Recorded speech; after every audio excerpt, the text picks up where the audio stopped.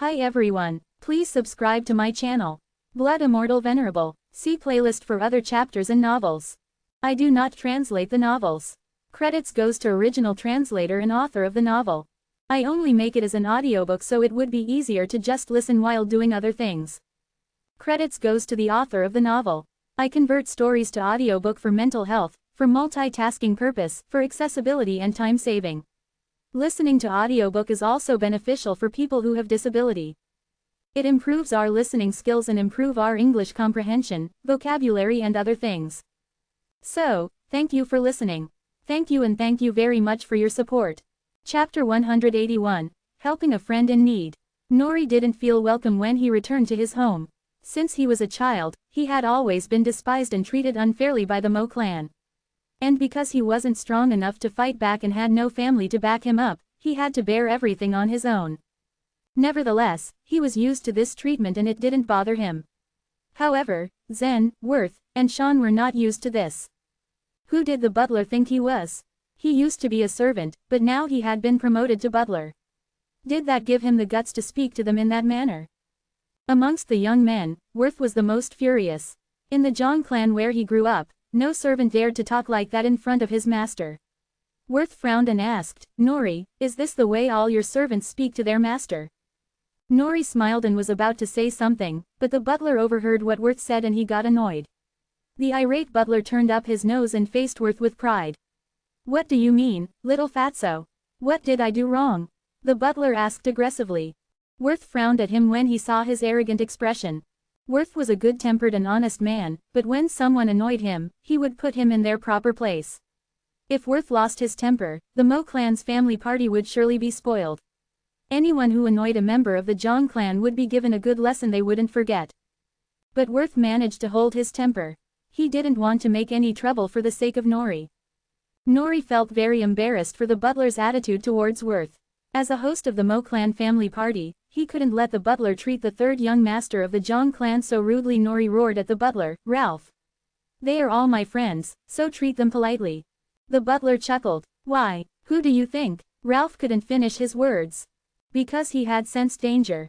He felt something ferocious was staring at him and he shivered. When he looked back with pale face, he saw Zen's bright eyes. Zen looked calm, but he had already released some aura from his soul that put a strain on Ralph's soul. Now Zen became powerful enough that he could retrain someone's soul and made them unable to speak. Nori, let's just go inside, Zen said playfully. Although Nori didn't know exactly why Ralph suddenly looked pale like he had seen a ghost, he guessed it must be because Zen had done something to him. Nori patted Worth on the shoulder and apologized, I'm so sorry, Worth. I know Ralph was arrogant and rude, but he doesn't deserve your anger. Let's just go inside, shall we? Worth nodded and decided not to waste time arguing with a mere steward. He walked right behind Nori and Sean. Zen walked right behind them, too. Ralph felt like being released from strange pressure when Zen moved his gaze away from him. His body relaxed a little and he could now feel his voice came back. Being restrained by Zen made him feel uncomfortable. Ralph felt the urge to scold him right there and then. He had to admit that Zen's skill was uncommon. But it didn't bother Ralph a little because he knew that Zen had just reached the first grade of nature level, and there was no way that Nori's friends could be that powerful. Furthermore, Ralph didn't believe that a young man at the first grade of nature level would dare to make any trouble at the Mo mansion. When he pointed at Zen and was about to say something rude, Zen suddenly turned around. He stared back at Ralph closely with a sly smile. A gust of bright yellow soul power discreetly formed a sharp thorn and it went for Ralph. The strain that Zen had put on Ralph was just a light warning so he would stop insulting them. Unfortunately, Ralph wasn't that smart, so Zen had no choice but to give him a hard lesson. Ah! Ralph suddenly let out a shrill cry. Then he covered his head with his hands and kept on rolling and tossing on the ground looking miserable. The two servants beside Ralph were terrified by what they were seeing. Their eyes widened in fear and they got anxious. Ralph, are you okay? What is going on? Did Ralph get cackle fever? Zen sneered, then turned and walked towards the yard of the Mo mansion. From the sounds they were hearing, his three buddies guessed that Zen was using the spiritual attack again. It was the same attack that he had used on the disciple of Vulture Peak named Jesse. The attack had damaged Jesse a lot. Ralph got what he deserved for being rude. All of them had the same thought. Now Zen had caught up with them and walked alongside them. The Mo mansion covered a large area of land with numerous courtyards and houses. The houses had been built many years ago, but after a few repairs, they had regained their brilliance. On their way, they saw the busy servants and maids with various food and snacks on their hands. They were in the middle of preparing for the feast. After passing through several corridors and doors, they finally arrived at the reception room of the Mo clan. There was an open ground in front of the reception hall where an opera company had built up a stage. Several opera performers were singing on the stage. Beside the opera stage were dozens of tables. Although some tables were not yet occupied, there were already many guests at the reception hall. When Nori led his 3 friends into the reception hall, a servant immediately saw and recognized him. Though the servant didn't say anything rude to Nori, it was obvious that he wasn't taking Nori seriously. The servant coldly said, "Young Master Nori, are they your friends? Just find yourselves a place to sit." Nori couldn't do anything but to guide his friends to a table that was not yet occupied. He found the table hadn't been arranged, so he needed to move some chairs by himself. After Nori had prepared the table, the 4 of them sat down. Worth was carefully looking at the guests coming in the reception hall. He shook his head and chuckled. "Nori, tell me, it's not easy to live in the Mo clan, right?" Nori smiled bitterly and answered, "Well, I'm used to it. I'm really sorry that you were treated that way. I don't mind at all. But do you have any brothers or sisters?" Worth asked. They came here not to enjoy the feats, but to support Nori. But witnessing what happened since they had arrived, Zen and Worth had made up their minds to protect Nori. If anyone tried to bully Nori, they would give them a good lesson. Worth was more thoughtful than Zen and Sean, so he wanted to know if Nori was from the direct branch of the Mo clan. Nori had understood what Worth meant and he was kind enough to share to his friends the Mo clan family tree. Nori did not come from the other branches of the Mo clan. In fact, he was a member of the direct branch of the clan and the eldest son of the former Mo clan head. With this, he should have been the most powerful member of the clan and no servant should dare to offend him. But why had he been treated as if he was a nobody? Nori told them that when he was young, his dad had been defeated in a battle and been killed by the enemy's arrow. From then on, Nori and his family had lost the noble status.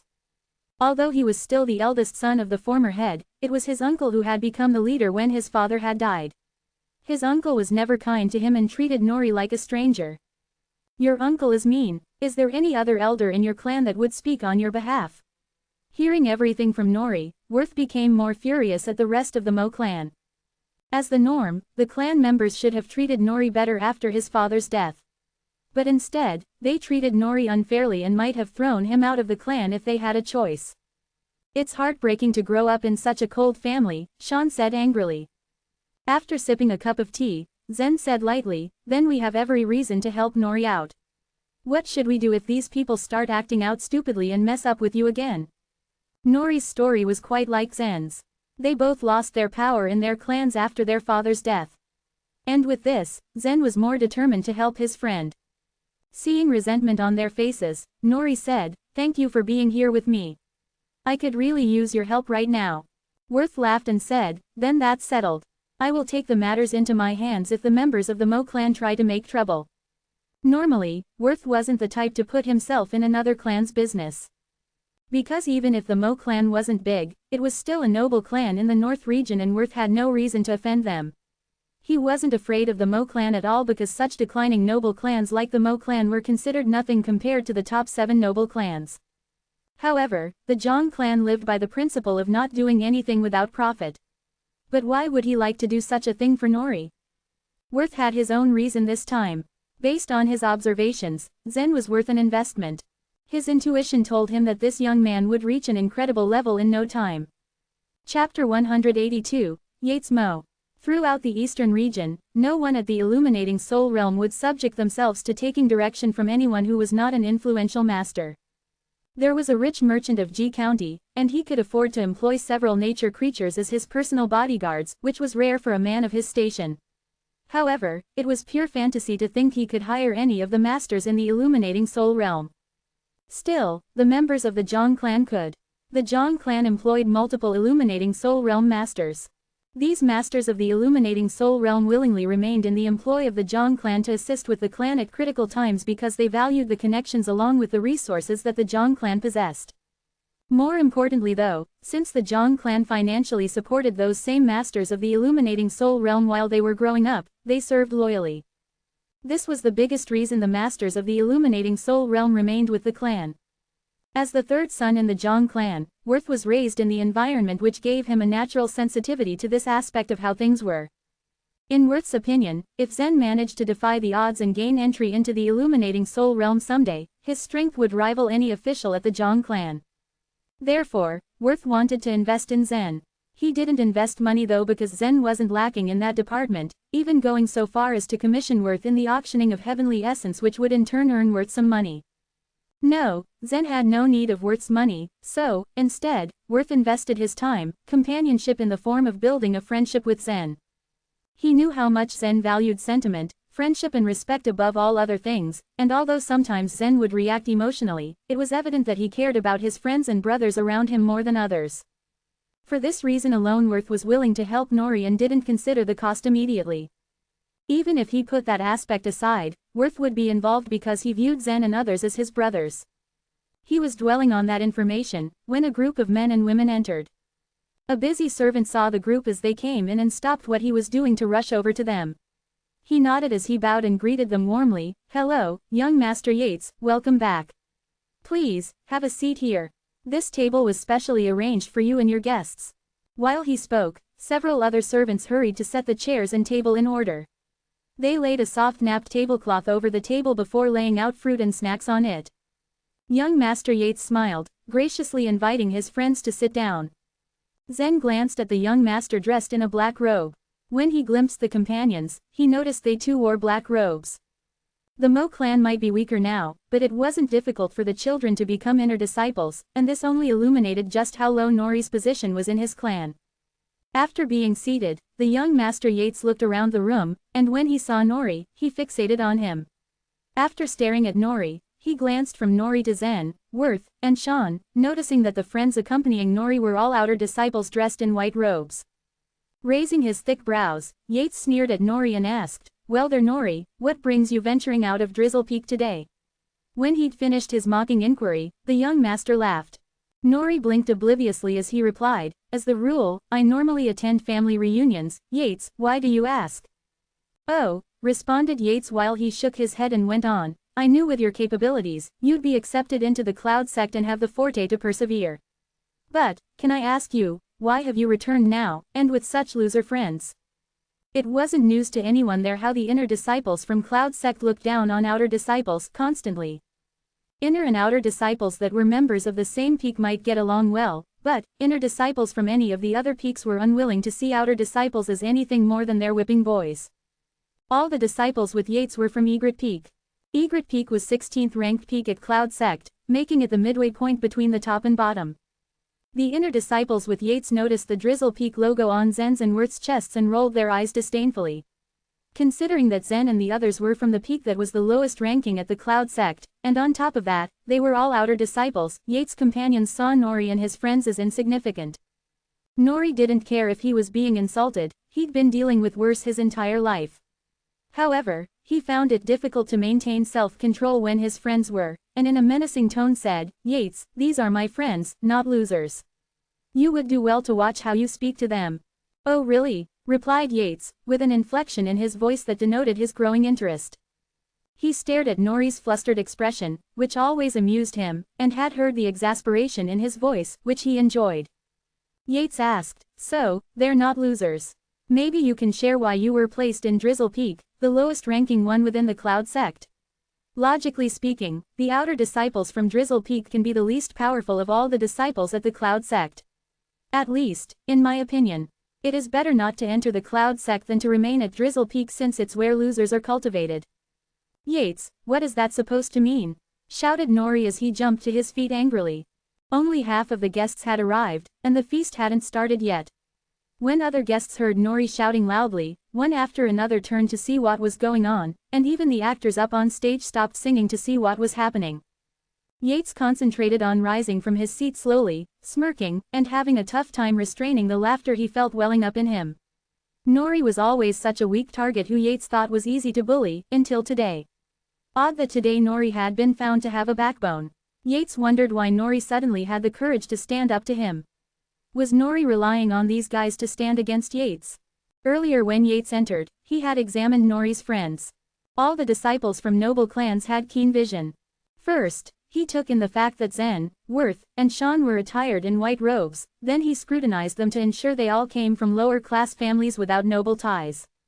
While Yates had assessed the three astutely, he was, in fact, wrong in his overall assessment. Worth was a member of the Zhang clan, which wasn't a poor family. True, it wasn't one of the top 7 noble clans, but Worth's family actually held far more power than an ordinary noble clan. After all, the Zhang clan was the only family able to progress alongside the top 7 noble clans, equally. If a rank were required, then the Zhang clan would be counted as comparable to any of the top 7 noble clans. Of course, wearing his white outer disciple robe was deceptive, so Yates wasn't at fault for misjudging Worth as a nobody. After his initial assessment, Yates had noted that the three weren't very powerful. While Zen was a nature creature, he was just at grade 1, and Worth and Sean were only at half step into the nature level.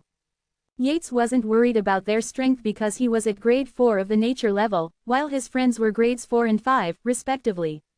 With their cumulative strength, Yates hadn't given Nori's friends a second thought, which led him to refer to Zen and the others as losers to their faces. "Nori, when did you grow up? How brave of you to deign to talk to me like this today," said Yates snidely as he frowned unhappily. With so many people in attendance today, Yates needed to teach Nori a lesson and give him a reminder of who he was addressing. Worth and Sean glared back at Yates, enraged. They hadn't thought Nori's family members would ignore his devoted enthusiasm, and they would suffer personal disgrace. One member of Nori's group remained staunchly expressionless, Zen. With calm, collected mannerisms, Zen picked up a kettle that was dark red and enameled from the table and slowly poured some of the water over his hands. As he did, life vitality rose from within, to cover his hands. Under the heat of his life vitality, the tea water quickly evaporated into the air as steam. When he had finished, Zen stood up, a smile plastered across his face. He patted Nori on the shoulder, and asked, "Hey Nori, who's this guy talking to you?" Nori continued to glare as he ground his teeth. "He's my cousin." "Oh, this is your cousin, right?" said Zen in an animated tone. He turned his attention to Yates, continuing to smile, and he said in a bubbly voice, "Since you're Nori's cousin, we're all friends here. I don't see a need for cousins to speak this way between each other. You're relatives. It's unhealthy to shatter the harmony." "Us, relatives? Ha ha," remarked Yates snidely. After a brief pause he rolled his eyes, huffed and contemptuously added, "How does he deserve to be considered a relative of mine? Which member of the Mo clan acknowledges that Nori is their relative?" "Well then, since Nori doesn't merit being considered your relative, it makes this much easier now," said Zen while a faint gleam flashed briefly in his eyes, and he smiled slightly. "Excuse me, just what do you mean? What is easier?" asked a visibly confused Yates. What Zen said baffled Yates, and left him puzzled. Chuckling, Zen sarcastically said, "Just now, I believe I heard someone refer to us as Nori's loser friends. Since you and he are family, for Nori's sake, we can bear it. However, you said you aren't relatives. Therefore, there is no reason for us to tolerate such insults." Zen timed his words so that as he finished speaking and the words sank in, his life vitality congealed on his right hand, and at the same time, a fierce power spread from his body to engulf Yates and his companions. There was a strong force within the momentum that came from deep in Zen, below his soul to where his killing intention was rooted. From the time Zen and the others had arrived at the Mo mansion with Nori, they had endured every slight that was given. Now though, Zen understood there was no reason to stand on formal ceremony because they didn't need to stand for this mistreatment. Up until now, Zen hadn't been willing to fight here. After all, this seemed to be a happy reunion for family members and guests at the Mo mansion. Besides, Nori invited them in the spirit of goodwill and not to fight. If Zen went too far, it would embarrass Nori and Zen didn't want to do that to his friend. Consequently, Zen gave Yates a chance. If he acknowledged Nori as his relative, Zen felt they could discuss things, but Yates didn't seem to care about family ties, so Nori had no reason to worry about the Mo mansion's reputation. If it were left in shambles today, they wouldn't have gone too far. Seeing the strong power Zen had suddenly radiated, Yates and his cohorts stood up one after another, all straight-faced. Zen's momentum was astonishing. Nonetheless, Yates and his companions hadn't seen Zen's full strength.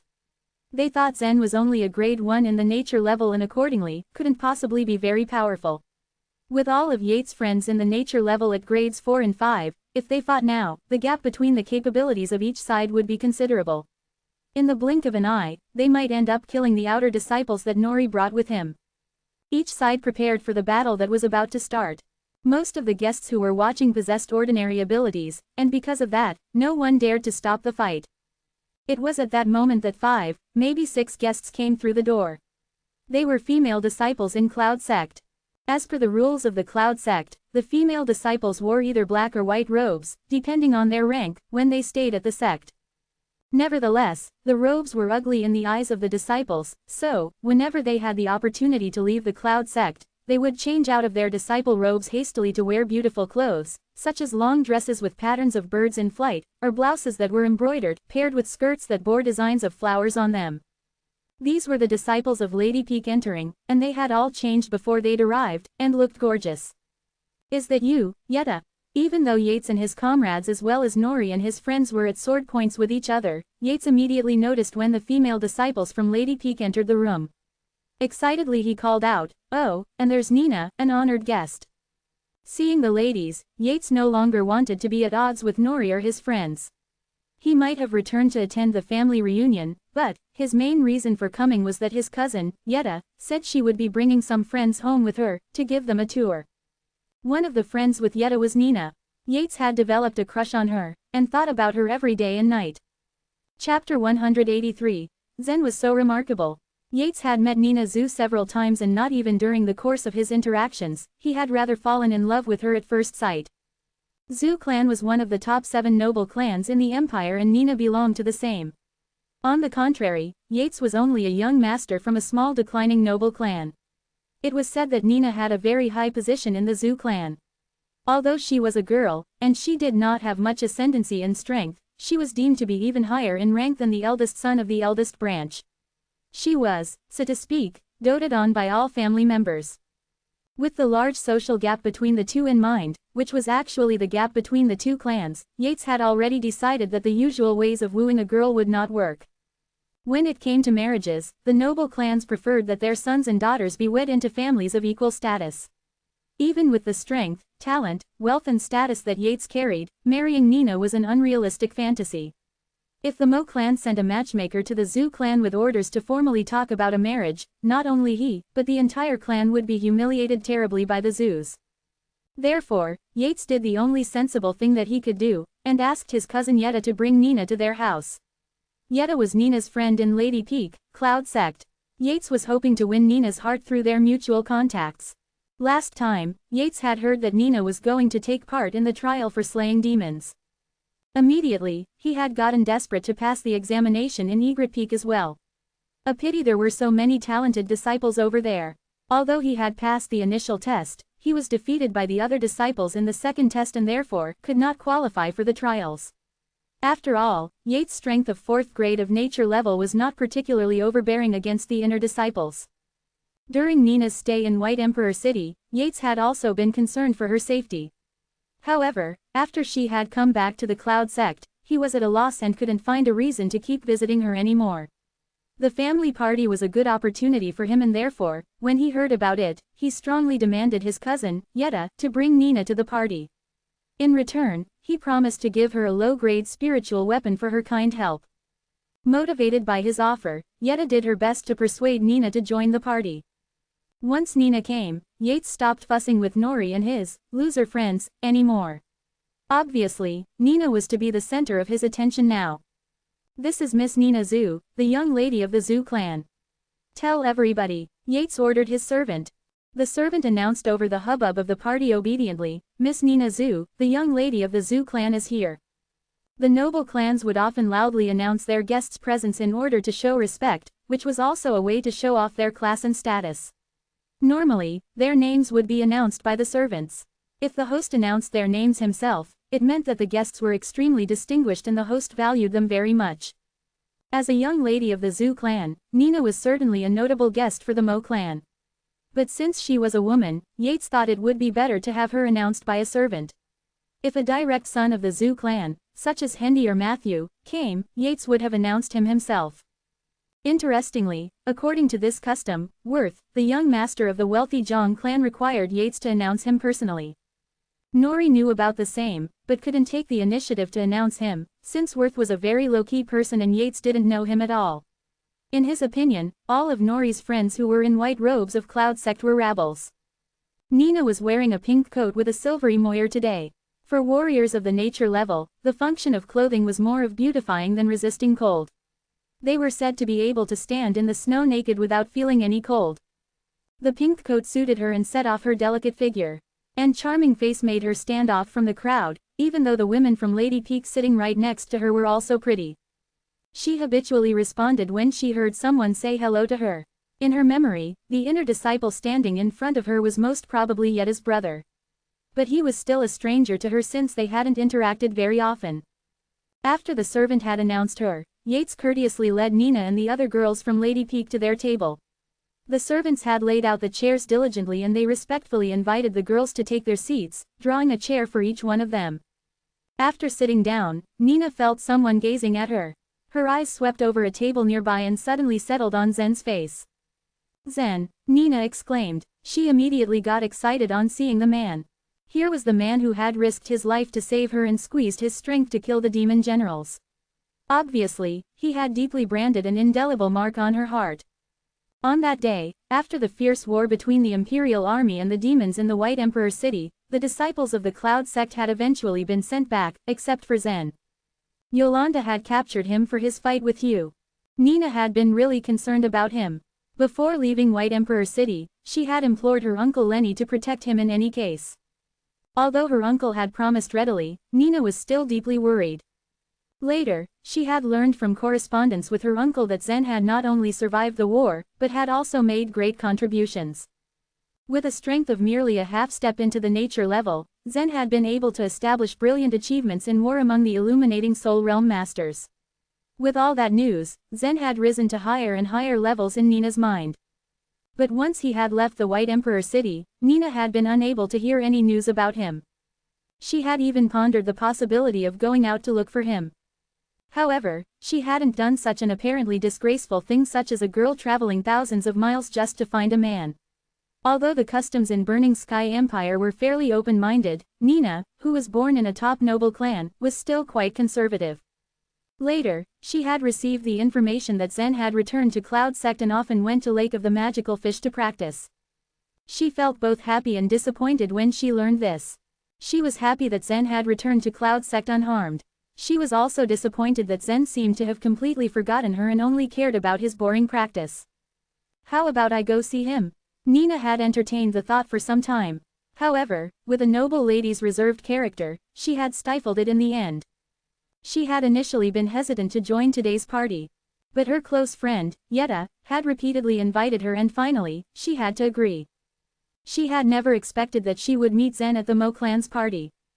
Nina had missed him so much, but it seemed that Zen was indifferent towards her. It was okay when I found out that he was addicted to his practice. What's disappointing is that he has time to attend the Mo clan's party, but no time to see me. Has he really forgotten me? Nina was sad. But when she saw him raising his head, smiling at her with his clear black eyes, she forgot all about her complaints at once.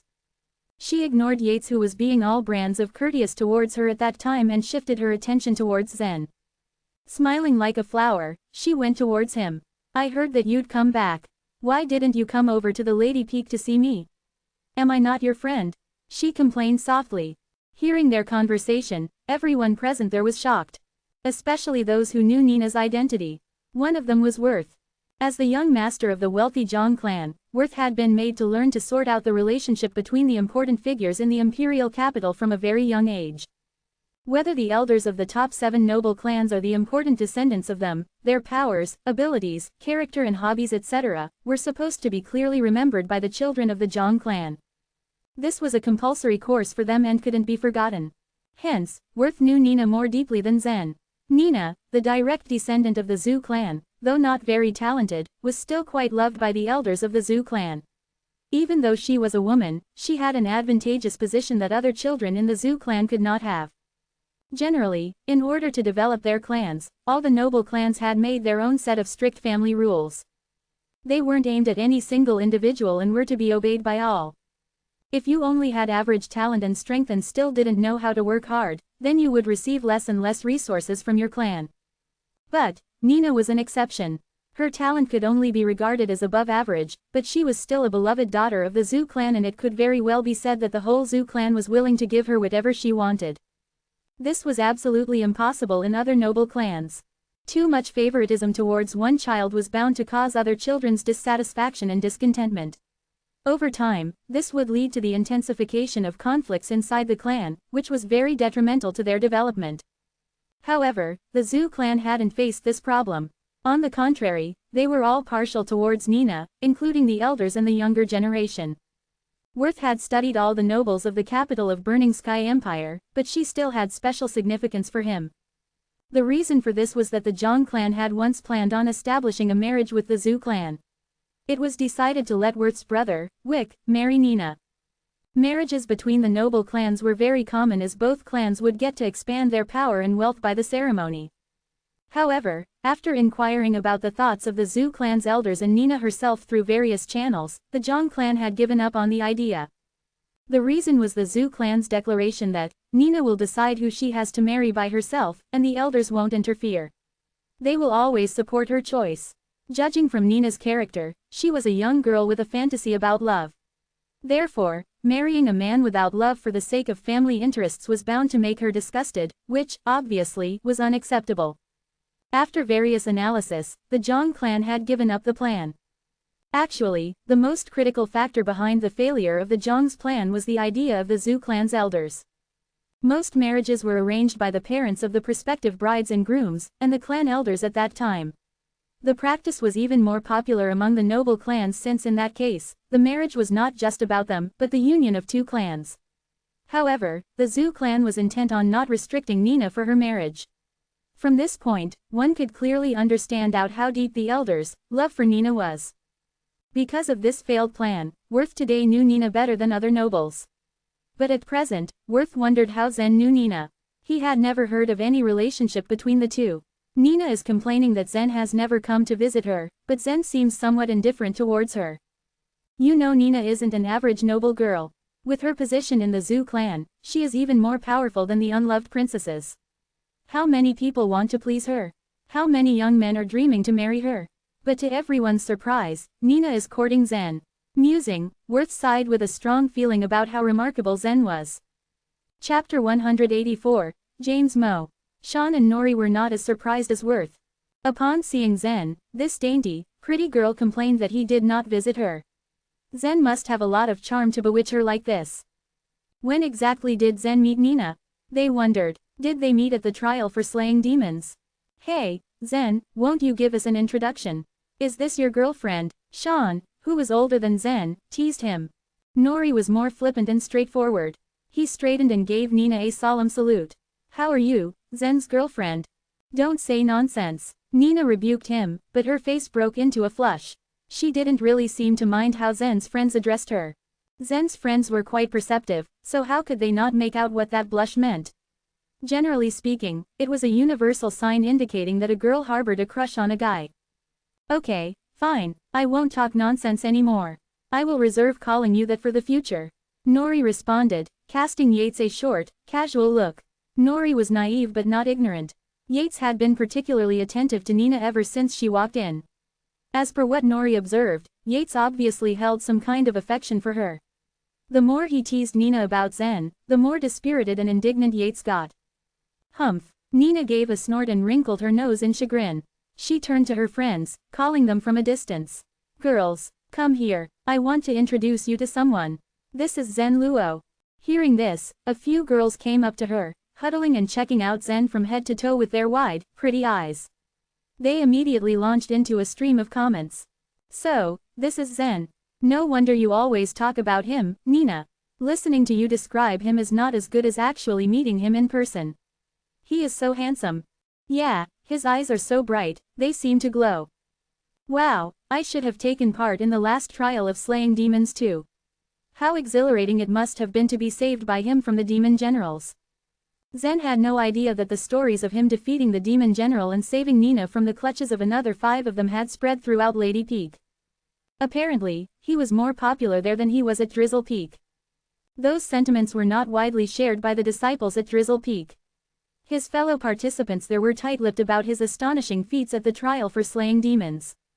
The female disciples talked in whispers among themselves, their faces lit up with excitement. Except for Yetta, who appeared disinterested and aloof, everyone sang praises of Zen and was in awe of his heroics. Yetta, who was Nina's best friend, was, of course, aware of Zen's valor. Nina had described him more than once as a great hero. In addition, the other female disciples who had taken part in the trial took note of Zen's gallantry. At any other time and place, Yetta too would have participated and expressed her admiration for Zen. However, today, Yetta had invited Nina to meet her family at the repeated requests of her brother, Yates. She knew Yates had feelings for Nina. She had not expected Zen to be here when she brought Nina along. What a strange coincidence. Now, Yetta was in a quandary. It looked like it was Nori who brought Zen here. Out of the tens of thousands of disciples at Drizzle Peak, not to mention many more in the entirety of Cloud Sect, why was it Nori who happened to be Zen's friend? Yetta looked at Yates, who stood at a distance, from the corner of her eye. She watched quietly how her brother's face darkened with ire. He was not enjoying any of this. Nina was like an unattainable goddess to Yates. He had admired and looked up to her ever since he first met her, like he couldn't stop himself from doing so. He knew his chances of winning Nina's heart were slim, but that didn't mean they were in the negative. So, he wanted to give it a try. Though the Mo family had almost declined now, it was still a noble clan. Yates was talented, and if he worked hard, he could become the next head of the Mo family. When Yates became the family head, he would be qualified to court Nina. It pleased him that his sister brought Nina to the house. He had been preparing for this for a long time. He had even arranged for various entertainment programs for her. He would do anything to please Nina. But not once had he imagined that he would encounter such a scene when Nina finally arrived at the Mo family's house. Judging by how she was acting, Nina had a crush on this guy, Zen. A sense of deep frustration rose in his chest and took hold of him. Yates felt his strength slip away from him. Why was this happening to him? Yates's friends, who stood around him, also grew gloomy and resentful. They were well aware that Yates wanted to pursue Nina. However, judging from what was happening before them, things were not unfolding as they had hoped for. Suddenly, Yates clenched his fists, a fierce look flashing across his eyes. A mad thought occurred to him. I will kill Zen by any and all means. Noticing his grim appearance, a friend next to him pressed his hand on his fist and shook his head slowly. Yates, calm down, he said to him in a hushed voice. Zen is unusual and very strong. It wouldn't be a good idea to come to blows with him. Yates certainly could not kill Zen here. Zen did seem powerful. The momentum that he unleashed was astonishing. Although he was only at the first grade of nature level, the disciples of the Cloud Sect knew that the realm was sometimes inconsistent when it came to strength. Moreover, according to what the female disciples surrounding Zen just said, he had killed some demon generals. How much strength did a demon general have? Yates and his friends had never been to the trial of slaying demons, but they had heard a number of tales about demon generals. At Egret Peak, the disciples who qualified to fight them ranked among at least the top 50 of the inner disciples. As for actually killing a demon general, they had not heard of any inner disciple at Egret Peak who had managed to do so. However, since they had not seen Zen slay demon generals with their own eyes, and since what the female disciples were gushing about was hardly believable, it was debatable that Zen had really killed some. Even if Zen's strength was really in line with his realm at the first grade of nature level, a show of Yates's antagonism right in front of Nina would be quite irrational. It would gain him the opposite of what he wanted. Not only would it make him an unfavorable person in Nina's eyes, but also, it would make her outright hate him. At his friend's warning, Yates relaxed his fists. He understood that it would be unwise to make an enemy of Zen right now. Today, the Mo family was hosting a party, and if he got into a fight with Zen, the event was likely to fall through. I'll hold myself back for the time being, and after the party is over, I will deal with you, Zen. Yates swore to himself. And Nori, how could he bring home this troublesome boy? He was courting death. Yates silently told himself to endure this until he finally got the chance to get back at Nori too. Watching Nina smile at Zen bashfully, Yates felt his heart break into pieces and bleed. Imperceptibly, he tightened his fists again, his fingernails digging deep into the flesh of his palms and gouging a few wounds. Zen's soul was far more sentient than the average person. Yates tried his best to restrain himself, but Zen still sensed the deep hostility directed toward him. This hostility felt different than the previous one Yates had harbored against him. He had previously shown his contempt, aiming to teach Nori's friends a lesson. But now, Yates seemed to want Zen dead. Zen, however, did not care for his malice. Ever since arriving at the Mo family's house, Zen, Worth, and Sean had been seething with silent rage. They needed a reason to let off their steam, and in doing so, they wanted to help Nori reclaim his place in his family. Yates would play right into their hands if he tried to provoke them. Suddenly, 4 servants walked out of the living room and opened the door to the hall. Then a dozen people emerged out. The man at the head of the crowd was lean and sported a goatee.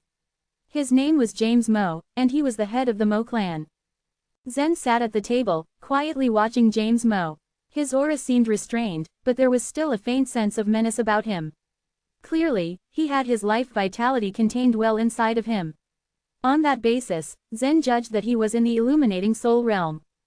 This is the head of the Mo family, James Mo, the only master of the illuminating soul realm in the clan, Worth whispered, his tone scornful. Needless to say, each of the 7 noble clans was supposed to have a number of masters of the illuminating soul realm. In the Zhang family, few members belonged to the realm, but the officials under their command were all remarkable masters. In other words, only the masters of the illuminating soul realm were qualified to be the officials of the Zhang family. As one of the noble clans, however, the Mo clan had declined to appoint that James Mo was the only living master of the illuminating soul realm. Worth predicted that the Mo clan would sooner or later be excluded from the group of noble clans. Father. Yates got up and strode briskly toward James Mo, throwing a deliberate glance at Zen and his friends. After what had just happened, he had come to regard Zen as the greatest enemy of his life. He, however, was a little unsure whether or not he could truly defeat Zen. So his first thought was to use his father's formidable power against his rival. But Yates's eyes were met with sneers from Zen and Worth. In the eyes of the others, the masters of the illuminating soul realm were like gods. But for Zen and his friends, they were not particularly powerful or special. Worth could mobilize the masters of the illuminating soul realm with a single command.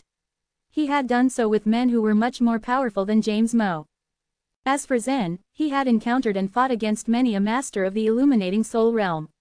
Not only did he embarrass Hugh, who belonged to the illuminating soul realm at White Emperor City, but also he killed masters of equal strength inside the fairy palace.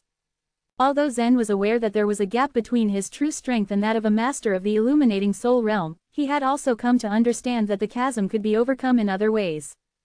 Yates, James Mo said, patting Yates on the shoulder. Then he looked over to his guests. I am deeply honored to have each of you present at the Mo family gathering. Please forgive me if you don't find the arrangements to your liking. You're much too modest, Master Mo. It's an honor to be invited, Master Mo.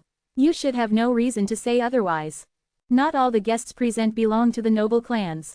True nobility would not be caught dead attending a mediocre party such as this one. Although the Mo family was on the verge of decline, it was yet a noble clan. Besides, many others depended on this family for their survival, so most of the guests were perfectly courteous toward James Mo. With the polite remark, James Mo took his son around to greet the guests. The people sitting at Zen's table were engaged in animated discussions. Chapter 185, The Mixed Element Blood Bracelet. Nina didn't want to sit at the table Yates arranged for her, so, she led her friends over to the table where Zen and the others were seated. There they all chatted amicably. Sean, Nori and Worth talked with them joyfully. Females weren't allowed to be too close to men in Eastern region, but they didn't need to be restrained at a reunion for the noble clans. The tinkling laughter resounded from their table now and then. It had to be said that Nori was a perpetual optimist. Even after being bullied by everyone after coming back home, he still talked and laughed happily. It was as though he'd forgotten the distasteful events from just a few moments ago. From time to time, he shared a joke that made one or more of the female disciples double over in laughter. In no time at all, after greeting other guests at several tables, James led Yates over to the ladies. James smiled at Nina as he greeted her. Miss Zhu, I am honored that you were able to attend the feast of Mo Mansion today. James's polite pretensions towards Nina were excessive. As the head of the Mo clan, James was a formidable man, and along with the influence his family wielded, he was also quite important within the ranks of the illuminating soul realm. So, even though Nina was the beloved daughter of the Zhu clan, there was no need for him to be this polite. When someone was overly courteous to others to this degree, there was an ulterior motive. In this case, a blind man could have seen the reason. He knew his son, Yates, was infatuated with Nina. News of this sort was handled delicately between the noble clans. James was clear that although the Mo clan had declined, if they could claim kinship ties to the Zhu clan, it wouldn't be too difficult to imagine how it would benefit the Mo clan in future. But, if Nina wasn't a direct line descent of Zhu clan, James wouldn't humble himself in this gallant manner by treating a woman of this younger generation so well. However, having worked in the imperial capital for many years, James was not only sophisticated but, he was privy to the same intelligence Worth had access to.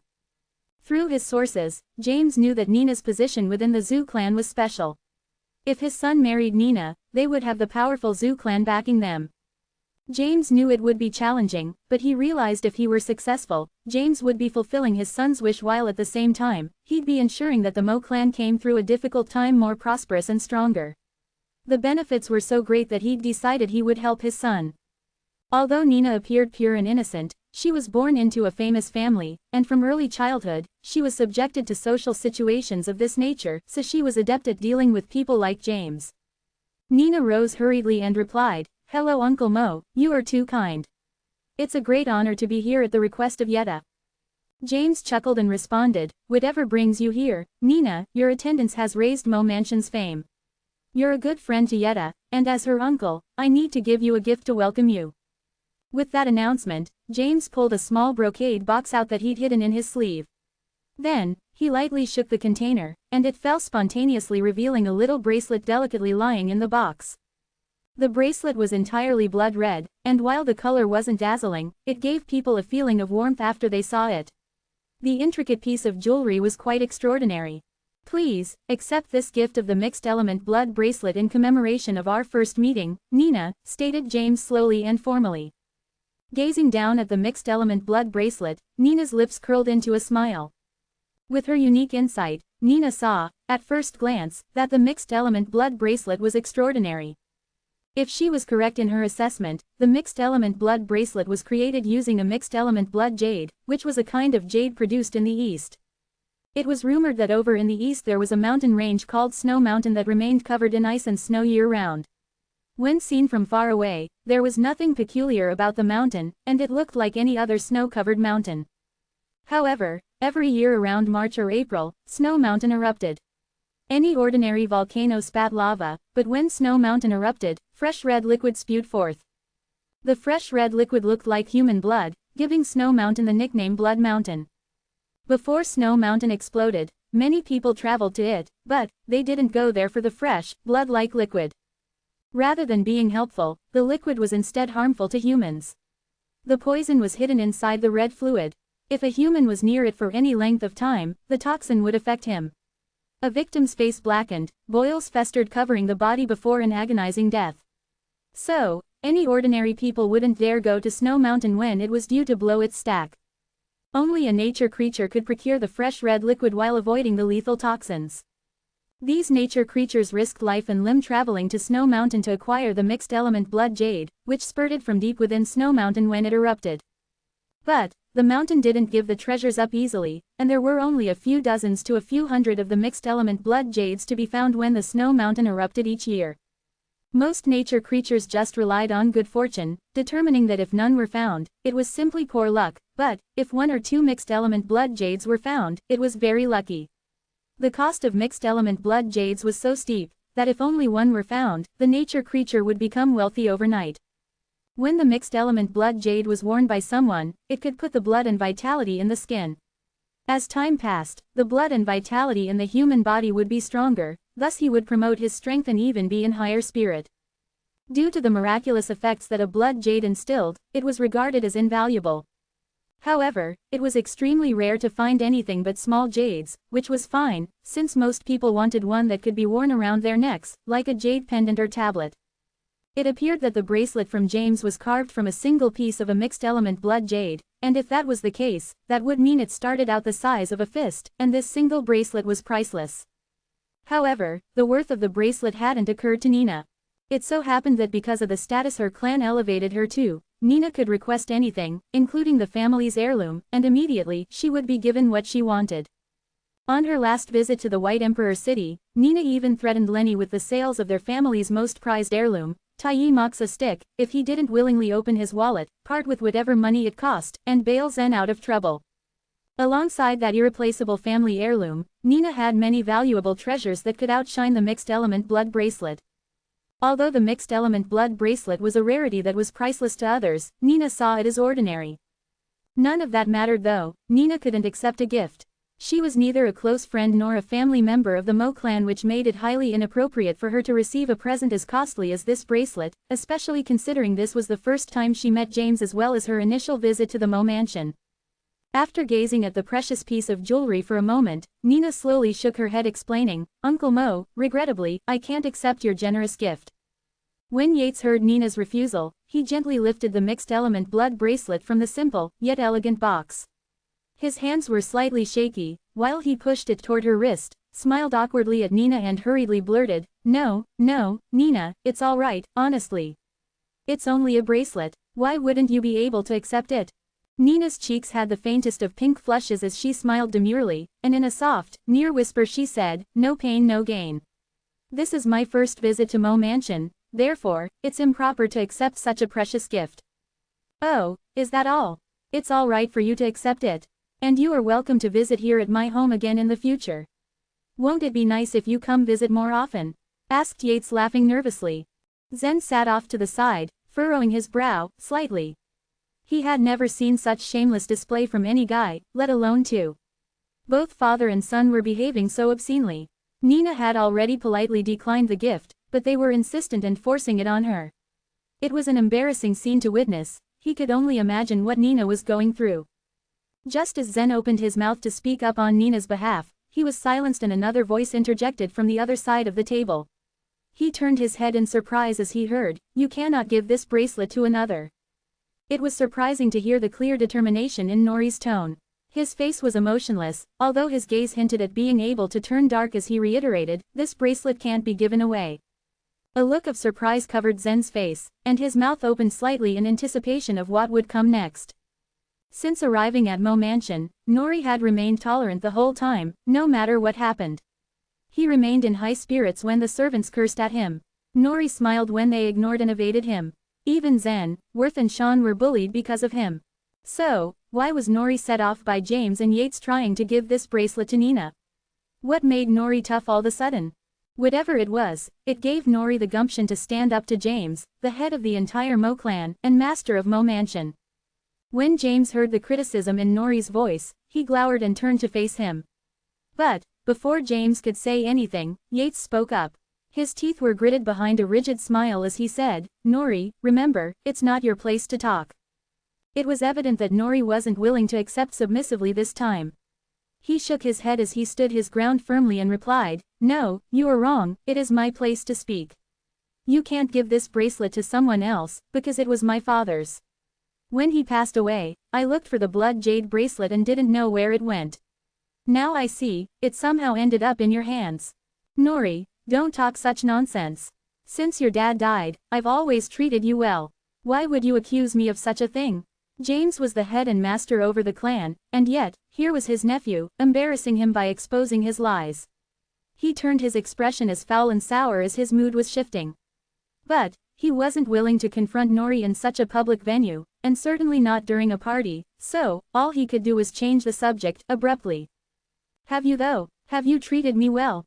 Nori shook his head disappointedly as he continued, "Uncle, I don't care if you treat me well or not, and you and I both know that. The great Mo clan was unwilling to give me a noble clan certificate, which meant I had to pass the entrance exam to get accepted into the Cloud sect on my own. I didn't bother bringing it up, because it was insignificant. After my father's death, you didn't give him a proper funeral fit for one from a noble clan, and I erred because I still didn't stand up to you. But, now, well now I only have one question for you. How did my father's blood jade bracelet disappear at the time of his death, and yet, here you are, holding it in your hand?" Nori's questioning panicked James, and a horrified expression flashed over his face. Just as quickly, James plastered a blank look and empty smile, reminding himself he was a famous noble lord. In complete denial, James smoothly said, "You are thinking too much, Nori. This isn't the same blood jade bracelet that your father owned." "Oh really, uncle, do you think I am a fool, or do you believe I was too young to remember details?" "Well, either way, you're wrong. I remember specifics about my father's bracelet, like how on the back, 'Good Fortune,' is engraved in large letters, and there are small runes inscribed alongside the letters. Tell me, uncle, do you think there were 2 such bracelets made?" As soon as Nori stopped, everyone stared over to where Nori was glaring. The words, "Good Fortune," were on the inside of the blood jade bracelet like Nori expected. As all eyes turned from the bracelet to James and Yates, they stood frozen. Neither of them was able to think of a way to wriggle out of this embarrassing development. Chapter 186, Unique Spear. Nori was completely certain that James could no longer find a way to prove his point now. "Stop blabbering nonsense, Nori. We have guests here today. We can discuss the affairs of our family later in private." James rebuked him coldly. Men who were at the higher rung of the power ladder tended to crush their rivals with power rather than words, especially when they weren't entirely in the right. Nori refused to give in even though he was facing the clan leader. "We can discuss it later. But you can't just give away the blood jade bracelet. It's not yours to give." "Shut up," Yates snapped, unable to contain himself any longer. He felt a pang of regret on hearing Nori's words. Perhaps it would have been best if he had thrown Nori and his lot out before Nina arrived. He hadn't expected that they would cause so much trouble and make him look like a fool in front of Nina. It was so embarrassing. The present he wanted to give out belonged to someone else. He didn't even dare imagine what Nina would think of him upon hearing that. The thought of Nina despising him just because of Nori's words filled Yates with uncontrollable urges to kill someone, especially Nori. James said nothing. He was their elder and it wouldn't look good if this were to go on much farther. He decided he'd better stay calm, hold his breath, and see where this would lead. If only his son could handle Nori. Nori was born to be a coward, a total waste of space. He was always scared of Yates. It was highly likely that Nori would just give up because what Yates had said. But Nori didn't yield. A voice rang out before he could speak. Zen had spoken before anything could happen. "Shut up." Why should Nori shut up? He grinned even though there was no laughter in his eyes. What he had witnessed had made him realize that this party would never have a peaceful ending. He would have to step in at the suitable moment. "You should also shut up. Have you forgotten where you are? This is Mo's territory. You don't get to speak here, outer disciple." Yates hated Zen even more than Nori. He was first stealing Nina and now speaking out of turn. The guts of the man. Nori suddenly stood up and declared in a loud, resolute voice, "I'm one of the Mo clan. Zen is my friend. Of course he can speak." It should have been a jolly occasion to have the Mo's family members gathering here today. They all kept their voices down even though they were arguing with each other. Nori's suddenly raised voice drew the attention of all the guests. "You are a Mo, that is funny. Is there a place for you in the Mo clan? Nori, let's have this clear, you have no right to set foot here from now on. Guards, throw him out of here." Yates abandoned tact completely. His mind was worked feverishly and deliriously. He would chuck out Nori and his fellows first and then devise a way to finish them all. Several servants answered Yates's call. They hurried over towards Nori menacingly with rods in their hands. Nori shook his head and managed a sad smile. He tried to open his mouth to say something but the words seemed to have frozen in his throat. After a long silence he just clapped Zen on the shoulder and signaled his friends to leave with him. Zen felt his heart sinking down as he saw the look on Nori's face. He knew how Nori was feeling right now and could relate to that emotion. This scene took him back to his time in the Luo clan. Back then he had been through the same thing and today, he couldn't help but feel it was his duty to do something for Nori. With a smile, Zen shook his head and challenged, "Nori's surname is Mo. Sure, he is a Mo member. At the same time, he is my friend. I'd like to see who dares to throw him out." Yates let out a sneer and waved his hand. And the very next moment, those servants pounced on Zen, their rods rising and falling towards his head. Zen scowled, his eyebrows drawing together. He swung his arm against the rods, which snapped at his touch just as his foot lashed out at the servants. Idiot off. These servants had only entered the marrow refining level. They could hardly dodge such a ferocious attack and were sent flying away by Zen's kick. They are fighting. That boy at the first rank of the nature level. He's got huge balls. Pick a fight here in the Mo's territory. How dare he? Mo is still a noble clan even though it's on the wane. And James is an expert in the illuminating soul realm. Where does this youngster get the nerve to defy James? If I'm not mistaken, he's only reached the first rank of the nature level. He embarrassed James. He is dead for sure. The fight had become more appealing now than the food. Many people had left their table and gathered around to watch. Yates had no time to butter Nina up now. He gave a cold smile and declared, all these people who picked a fight here are mostly dead. A long spear appeared in Yates's hand as he tapped his finger. The spear lashed out, pointing at Zen. They are dead, and you are no exception. Tension between them had finally reached the breaking point. Nina stepped back to one side, and the other female disciples from Lady Peak followed her. Yetta went pale and said anxiously, Yates, don't get into a fight. Just let it go. Shut up. This is none of your business, Yetta. He has no respect and he will pay for it. All Yates could think about was that he had to kill Zen. James was the elder and expert in the illuminating soul realm. His sense of dignity was forcing him to stay out of the fight. This brat who had just reached the first rank of the nature level was the best among Nori's lot and he was way weaker than Yates. There was no point worrying about his son. Even so, James still said, this has nothing to do with you, Yetta. The youngsters want a duel, they can have one. Although he said so, it was obvious that James was encouraging his son to teach Zen a sharp lesson. Yetta bit her lip and fell silent. However, Nina gave Yetta a long look, her calm eyes surveying her face, and asked, why are you so worried, Yetta? Yetta shook her head. I'm afraid that my brother will lose, Nina. Yetta knew what Yates was doing was wrong. Still, he was her brother. Her best friend Nina had told her loads of stories about Zen. She could tell from what she had heard that Zen wasn't as simple as he looked. Nina gave her a smile. Your brother will be fine. Yetta blinked and asked, why? I mean, how are you so certain? Nina replied calmly, your brother isn't qualified to fight with Zen. If it were your uncle, this fight would be more seemly. Yetta's eyes widened in disbelief. She had heard stories about how Zen had fought with demon generals, how he had defied the Zug clan in the White Emperor city, and how extraordinary his powers were. Still, comparing him with an expert in the illuminating soul realm was beyond her imagination. Nina had faith in her judgment. Zen and his unique life energy had nearly killed Hugh in White Emperor city. Back then he was only a half step into the nature level. Now he had become a nature creature and his powers had improved. Maybe he wouldn't win in the fight with the illuminating soul realm expert, but he definitely stood a chance. Despite what she had said, Nina was worried. In any case, Burning Sky Empire wasn't so far away from her home.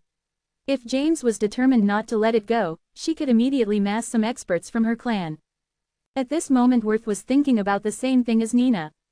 Worth knew full well about Zen's capability and was certain that Yates was no match for Zen.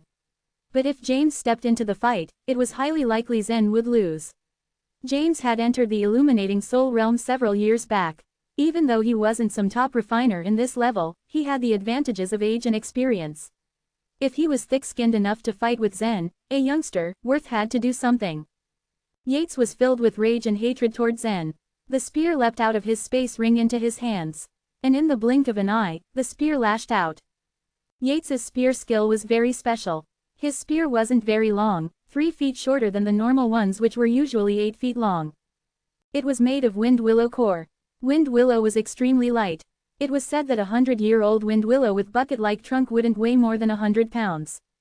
A single common adult could carry it away on his shoulder after he sawed it down. Wind willow core, the best part inside its trunk, was even lighter.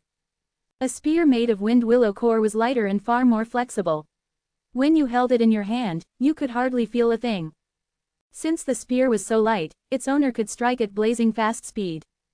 In an instant, Yates had launched 12 stabs. This stroke would have enabled Yates to surpass all refiners at his level. By common consent, a spear caused more harm than a sword or knife since its wielder could use its point to penetrate the enemy. But the long spear also had a drawback. It would take more time to withdraw it. If the enemy ducked the attack and fought the way back along the spear with a fast counterattack, the spear holder normally had no time to dodge. Yates's spear was shorter than normal ones, which meant he could strike and withdraw it faster. This basically made up for the drawback of long spear. What was more, Yates had infused the spear with life vitality which cut like sharp blades along the attack of the spear. This life vitality blade extended 3 feet from the tip of the spear, which made his spear about as long as a normal one. James nodded at his son's attack, an approving look on his face. He had pinned all his hopes on his son. Yates had shown great talent ever since he was a child and was incredibly quick on the uptake. He had met a mysterious master in the outskirts of Imperial capital when he was 14, and that master had taught Yates a skill which was called the willow leaf spear art. James had checked it himself. It was a Tier 4 cultivation method. Yates was blessed with the kind of luck which made James believe that his son would surpass himself and lead the Mo clan to a whole new level. That was why he had spent all the Mo clan's money building the willow spear for Yates. Mo clan seemed on the wane these years. But the fact was, James had invested all the resources in his son. Yates had never disappointed his father until now. So far, everything had been excellent. Yates had excelled his peers in every way. Every day, he looked like he was improving, his ferocity and velocity were better, and even the rate at which he improved was speeding up. Now he was at the 4th rank of the nature level and he could easily beat anyone at the same rank. James was sure that even a refiner at the 7th rank of the nature level wouldn't have the upper hand in a fight against Yates. Chapter 187, Stay Calm. In a concealed manner, Yates tried to show off his skill in front of the cheering crowd. He gathered his life vitality and injected it right into the spear rod. Then while charging great power into the spear point, he rushed right at Zen. Wow, Yates has made progress again. Look, his spear's strength has grown by 2 inches when compared to earlier. Yates is such a gifted and talented man. He just became an inner disciple, however, his competence has been increased at a horrible pace. The man hailing from Drizzle Peak is going to have a bad day. Yates seems to be showing no signs of mercy. All of the 12 stabs were pointed right at the vital parts of the young man. The disciples of Egret Peak, brought here by Yates, were discussing in a low voice. Since they were all practitioners and also inner disciples of Egret Peak, they knew each other quite well. Nori, Sean and Worth had stepped aside and they didn't seem to be worried about Zen at all. And their confidence in him was justified. As since they met, Zen had left quite an impression by defeating rivals with higher cultivation level. So the truth of judging competence by cultivation level didn't apply for Zen. Even with this said, they had no idea about how powerful Zen actually was and what kind of masters he could defeat with the power he possessed. But at least, they knew that in the end the one who underestimated Zen would most definitely suffer a great deal. Zen stood still for quite a while. He smiled indifferently as he spotted Yates stabbing at him with all his strength. Yates was extraordinarily fast in wielding his spear. It was rare for a practitioner at the 4th grade of nature level to have reached such a high speed. However, that was just how the average person saw and understood it. As far as Zen was concerned, Yates' speed was nothing at all. At the most it felt like a slap on the wrist. He stabbed towards Zen 12 times in a split second and all these aims were pointing and positioned right at Zen's critical parts, which would maim him. Zen knew that even though Yates' speed was extremely fast, the 12 stabs couldn't reach him at the same time, so he had adequate time to dodge the spear and make a defensive move. As the 12 points approached Zen, he suddenly moved and disappeared into a blur. It seems he got stabbed. Go to perdition, Yates cried out in his heart with joy as he wore a vicious smile. He was excited at the thought of actually hitting Zen, like a dartboard. Even if you're admired by Nina, so what? It doesn't matter, you're dead, he thought gleefully. However, to Yates' surprise, nothing had turned out in his favor. Not a single one of his 12 stabs had even brushed Zen, let alone hit him. In fact, he just realized that all 12 of his thrusts had aimed at Zen's shadow, not Zen. He wouldn't be surprised if he had hit Zen's shadow only several times, but how could he have missed all the targets? It was impossible. Zen shouldn't have reached such an outrageous speed. It was no wonder that Yates stabbed so fast. After all, his spear was feather-light and the Tier 4 cultivation method he used was powerful enough to pierce through a brick wall. Yet the stabs missed the aim, so the real question was how Zen moved so fast and how he kept dodging each and every different angled stab coming at him in such a high speed. Yates stared at Zen blankly, like he was watching a ghost, trying to understand what had happened because it was all so fast. He still couldn't believe what he had witnessed was true. James, who had been watching from behind them, was shocked too. As a high-level practitioner, he knew even better than the others what an incredible level Zen had reached to be able to do what he had just done. Technically, Zen wasn't that special. He hadn't learned any other skills except for the Heavenly Ogre Fist, so there was nothing special about his moves, nothing really. However, just owing to this fact, it should have been more difficult for him to dodge Yates' spear. That young man dodged Yates' attack merely by quick steps. Even a master who has just entered the illuminating soul realm can't reach such speed and agility.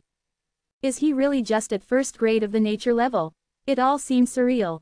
Or maybe he is an illuminating soul realm master, but has been trying to hide his true cultivation level deliberately for some reason.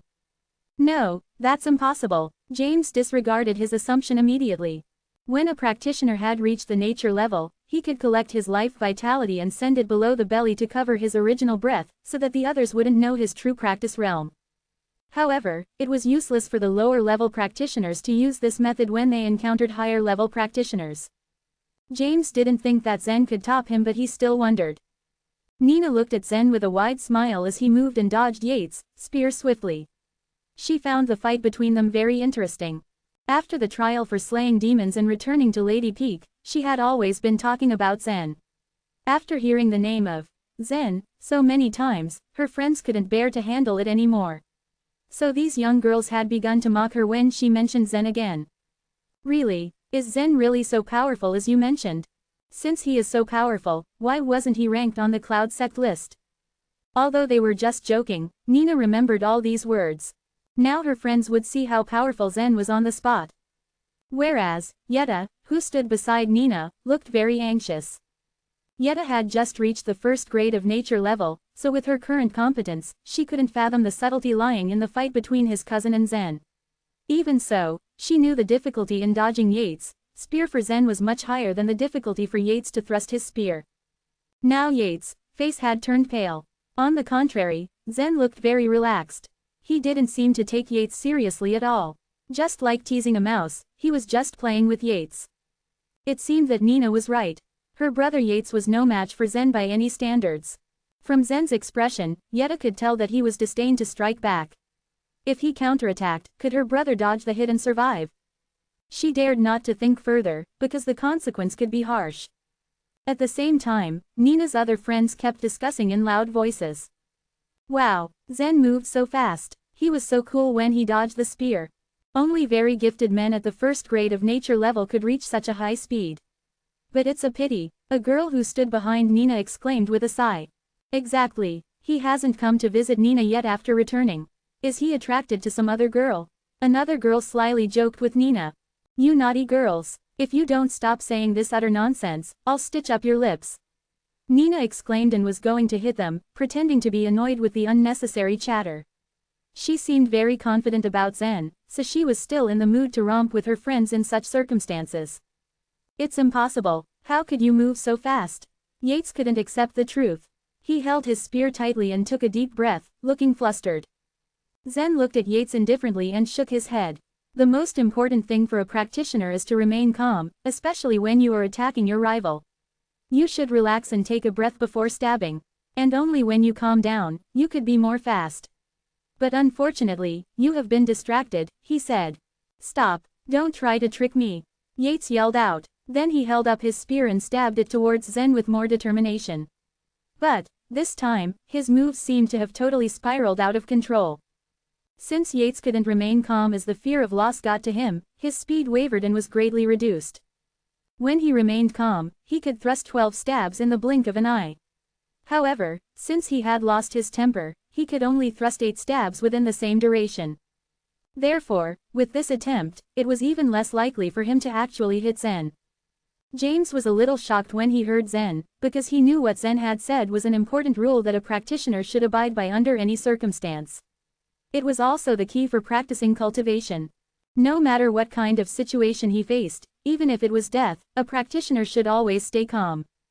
Most often, when a practitioner couldn't find a way to escape death, the negative emotions like rage, anger and etc. were useless, but instead they just sped up his death and brought him closer to his end.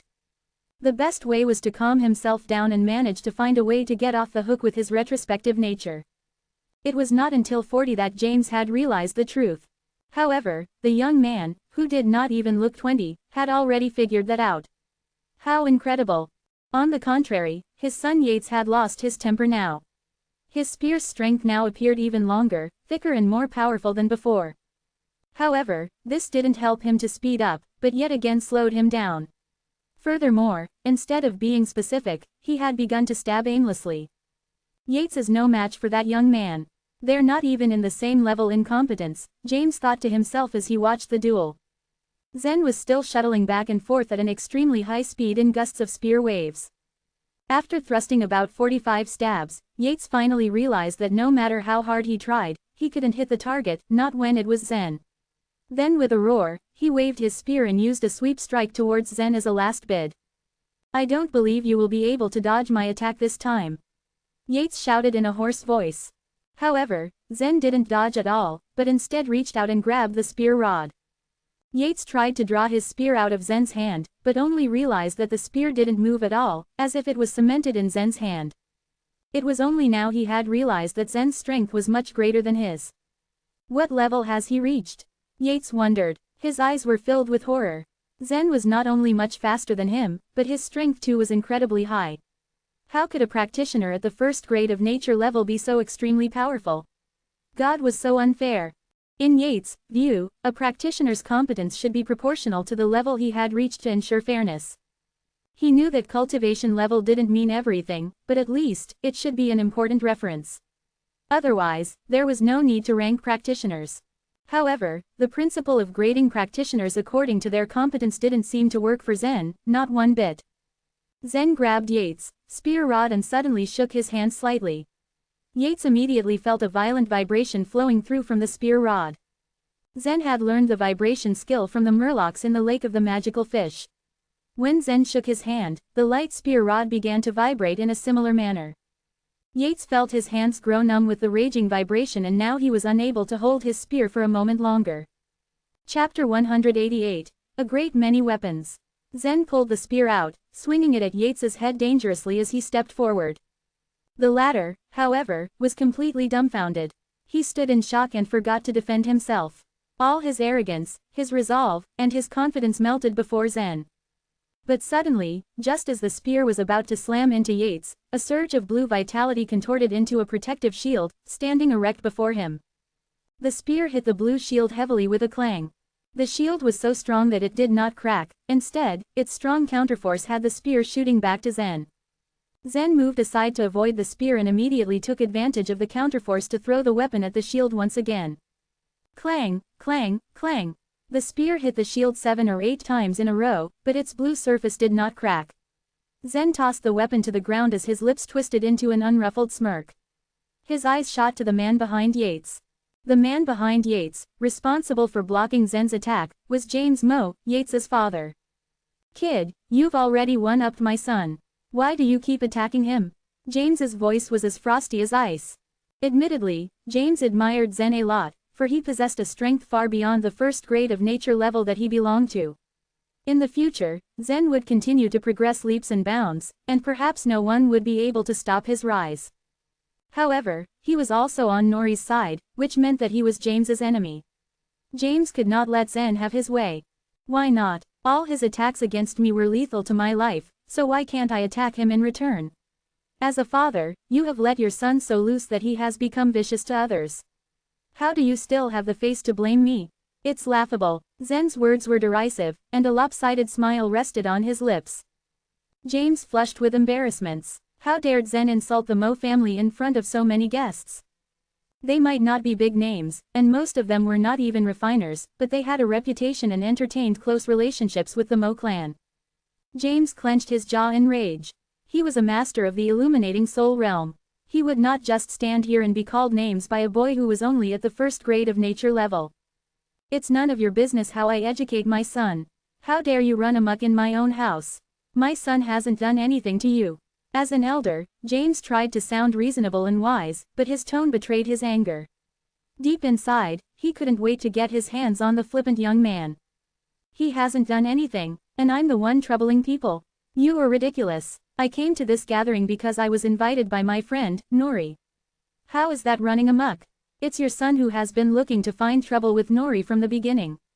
And you took Nori's heirloom and refused to return it to him. You're the head of your clan, so isn't it you who is running amok by condoning that kind of behavior? Zen snapped at him sharply, his nostrils flaring with anger. Nori gaped at Zen, listening to his friend defend him, his heart soared. He was lucky he could count Zen as a buddy. Nori almost burst into tears before the audience. Who had a spine? Zen did. Even while facing a master of the illuminating soul realm, he never yielded. Nori had endured the slights of the Mo clan for years. Finally, it was Zen who had relayed his troubles before them. As that thought came to him, Nori took 2 steps forward. He yelled, "Uncle James. Several years ago, you told me that my father was shot to death by a number of arrows, but that you didn't witness his death. How is it then that the blood jade bracelet strangely appeared on your hand? What all have you been hiding from me? Is it you who is my father's killer?" Ever since Nori saw the blood jade bracelet, he had been prevailed by that notion. Before that, he had never suspected anything Uncle James said. But Uncle James did imply that he was not with Nori's father when the latter died. So how could the bracelet be in his possession? Why did Uncle James lie? If he didn't kill his father, why would he need to hide the truth? James was several decades old and knew well how to handle such a situation. A crafty sneer emerged on his face. "Nori, I can't answer that, but you can go to your father's tomb and ask him how he died." "Fine, let's accept that you can't give me an answer. But why did you have the blood jade bracelet with you?" Nori pressed him impatiently. James realized that he could no longer avoid the question regarding the bracelet. However, he had no plans of answering it. He gazed at Nori coldly. "Such a brat, I've been nothing but good to you, and is this how you repay me?" "Good to me?" Nori revealed a bitter smile. "Haha, James, I'm young and cowardly. You knew that and took advantage of it. But did you stop to think that I'm not a fool? As the eldest son of the Mo clan, when was I ever treated the way Yates was? There is no servant in this house who shows an iota of respect to me. If you were good to me, how would they dare behave that way? It's all at your behest. You want to force me out of the Mo clan. You spoiled wretch, hold your tongue, I'm going to give you the lesson your father would have wanted to teach you." James interrupted Nori, refusing to let him give voice to his suspicions. He swept a hand and his blue life vitality transformed into a long, blue sword in his hand. Even before the sword could take its shape, he had it already brandished at Nori. Did he really want to teach Nori a lesson? No, he was going to take his life away. A majority of the members of the Mo clan had assembled here for the party. But no one dared to stand up for Nori and say something to bring a stop to James's intentions. Nori felt his heart sink at their indifference. At this moment, he held no sentimentality for this family. "Hey, you don't deserve to be Nori's uncle. You have no right to educate him." As the long, blue sword rushed at Nori, Zen punched right on the sword with the purple-black shadow of his fist. As his fist hit it, Zen brought the star power of the demonic life vitality to the forefront, making it explode. Rumble. The starlight exploded into innumerable beams of destructive energy, devouring the long, blue sword of James in the blink of an eye. Seeing Zen block his offense, James pressed his lips together in irritation. The boy was such a nuisance. The reason why he didn't attack Zen, even though the latter attempted to kill his son, was that he had a few misgivings about him. Zen was much stronger than other disciples who were of similar age. James wondered who Zen's master was, otherwise, how could he have gained such strength? He knew he had to be careful in dealing with Zen, so he hadn't charged at him earlier. Besides, today's failure could ultimately prove to be a positive experience for Yates. At least he would understand that there were better and more powerful people than him in the outside world, which perhaps would urge him to work harder on himself. But now, Zen had attacked James himself. James had intended to teach Nori a lesson, but Zen dared to put an end to it. James snorted with contempt. "Do you really think you'll pay no price for standing against me?" As he voiced out his threat, bursts of blue flame surged out of his body. His life vitality burned ferociously. How terrible was the momentum of his illuminating soul realm power. It flickered in the air menacingly, and those standing close to him were forced to retreat several steps back. The burning life vitality danced in the air and began to transform into a great many weapons.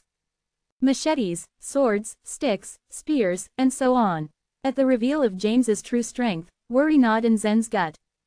He hadn't imagined James's life vitality could transform into so many weapons. James seemed to have a complex intellect. Abruptly, the demonic life vitality in Zen's arm began to fuse into his phoenix crystal. James was stronger compared to Hugh. Zen had been aware that helping Nori meant declaring war against James, but everything happened so fast that he didn't have the time to meditate on his actions. Still, he resolved to face this head-on. What the Mo clan did to Nori made his blood boil. Today, he must avenge Nori, no matter what happened next. Zen raised the fist that carried the purple-black shadow of his demonic life vitality. Faced with a master of the illuminating soul realm, he must give his best and not employ any carelessness. Suddenly, Worth frowned, knowing it would be hard for Zen to defeat a master of the illuminating soul realm, given his current nature level. Ruth slipped his hand under his clothes and put one finger on the token on his chest, stroking it. An invisible wave began spreading out. Unbeknownst to him, someone else had taken up the same action. That person, of course, was Nina. This guy, he really runs headfirst into trouble at every turn. How is it that he started a battle against the clan leader, at whose house he only came for a meal? Nina curled her lips sardonically. However, she was still pretty proud of what her love had done. After all, how many nature creatures were willing to lock horns with a master of the illuminating soul realm? So far, she only knew of Zen who had the courage to do that. Moreover, he was only at the first grade of nature level. With further training, he would be promoted to the ultimate grade of nature level, and be able to defeat every refiner of the illuminating soul realm. She knew Zen was capable of doing that, but it still worried her. James was not weak, he was a lot more powerful than Hugh. At once, she unclasped the immediate messenger in her hand to ensure Zen's safety. The Imperial City in the Burning Sky Empire occupied a massive area, but it took only a second for the masters of the illuminating soul realm to arrive. Meanwhile, James launched an attack at Zen. His cultivation method was superior. Usually, refiners could transform their life vitality into only one weapon. If they preferred to use swords, their life vitality morphed into swords. Most of them chose to do so to improve their strengths. As for Hugh, he preferred to transform his life vitality into a 5-clawed golden dragon. In contrast, James transformed his life vitality into a number of weapons. Bola, chopper, and darts of different shapes and sizes. The various weapons were pitched into the air. They followed their trajectories and hurtled at Zen from all directions, allowing him no room to escape. Chapter 189, Pseudo-Fairy Weapon. With a sharp clank, a blue bola flew at Zen, but was smashed by Zen's fist in a flash. Whoosh, whoosh, whoosh. After Zen got rid of the blue bola, several sharp arrows shot into the air, aiming at him. He dodged the arrows with ease, like a butterfly flitting in the shrubs. Swish, swish. As soon as he escaped the arrows, a large sword was slashed at Zen's head. Zen hit his palm hard on the sword, breaking it into 2 pieces with the help of the indestructible force of the stars. The pieces turned back into the original life vitality and dissipated. So many weapons. Compared to the nature creatures, the masters of the illuminating soul realm were a lot more powerful. As per common knowledge, transforming the life vitality into too many different weapons also meant weakening the power of each of them. With Zen's speed and defensive power, he thought that he had the potential to enervate James. However, it turned out that he was wrong. The strength of the illuminating soul realm was incomparable. James shot out a number of weapons continuously, and they hurtled at Zen like endless stream of water. Moreover, the weapons James conjured were all different from one another. As he fought them, Zen had no clue which of them would come at him next.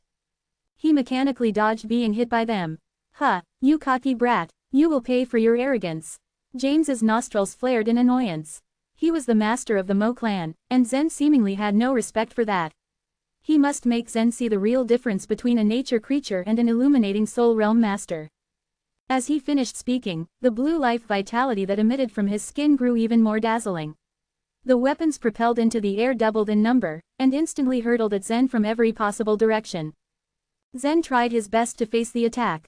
He smashed the weapons that he could, but for those that came too fast at him, he took advantage of his speed and dodged them. James was obviously pissed off, otherwise, he wouldn't have launched such a fierce attack at him.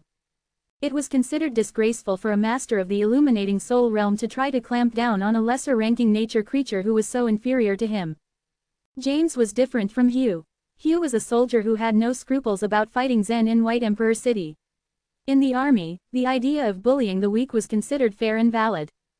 However, James belonged to a noble clan in the imperial capital. Not to mention, he was its head. He had no justified reason to go all out in a fight against a first-level nature creature. But Zen's actual strength was not as little as it seemed. James relentlessly summoned more weapons to attack Zen, but they had little effect on the latter. Occasionally, 1 or 2 of them hit him successfully, but they hardly caused injury. Seeing this, James hesitated, wondering if he should resort to more powerful means. As James pondered on this, Zen had already worked out a solution to the attack. It was true that the weapons James summoned were huge in number, but there was an obvious loophole. Since they came in large quantities, the power of each of them was less than that of the 5-clawed golden dragon that had been summoned by Hugh previously when Zen fought him. The heart of the matter was the weapons just shot at him endlessly and he couldn't keep up with them. Suddenly, as he faced the weapons that were flying at him, Zen's fists began to vibrate. The minor tremors made it possible for him to hit the various weapons that came at him in consecutive strikes.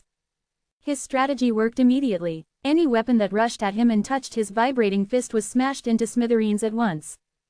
Bang, bang, bang, Zen continued to punch the weapons and they continued to fall into pieces. Despite the fact that James never ceased churning out weapons, Zen fought him tooth and nail. The speed of his fists matched the assault. Soon, the situation was in a tight deadlock. James's eyes grew narrowed as he saw Zen handle the attack easily in the middle of the many weapons and smash them that he had transformed from his life vitality. Does this kid think he has the ability to fight me? A cold smile found its way to James's face. He waved a casual hand and the weapons hung suspended in the air motionlessly. The attack came to a halt and James gently dropped his hand. The weapons were like obedient pets, all coming back to James's side and surrounding him. Zen looked at James warily, knowing that the latter was about to change his strategy of attack. A master of the illuminating soul realm had multiple means to win a battle. James waved his arms, drawing a circle in the air. The weapons too circled in accordance to his movements. They circled faster and faster, following James's gesticulation. Soon, they were moving in a big vortex, eventually exploding into strips of blue life vitality that gathered in his hands. It was a hilt that first appeared in James's fist. Soon, as the life vitality in his hand swelled, it manifested the blade. He is turning his life vitality into a sword. Just a sword. Zen looked at the movements with confusion. It looked to be a simple sword. If that was the only other thing James could do with his life vitality, his strength wasn't much to write home about. No, it can't be. It can't simply be a sword. All of a sudden, Zen's eyelids twitched. A sense of danger rose in Zen's heart. He was sharp on his instinct. Whenever he sensed danger, it meant he was truly in deep waters.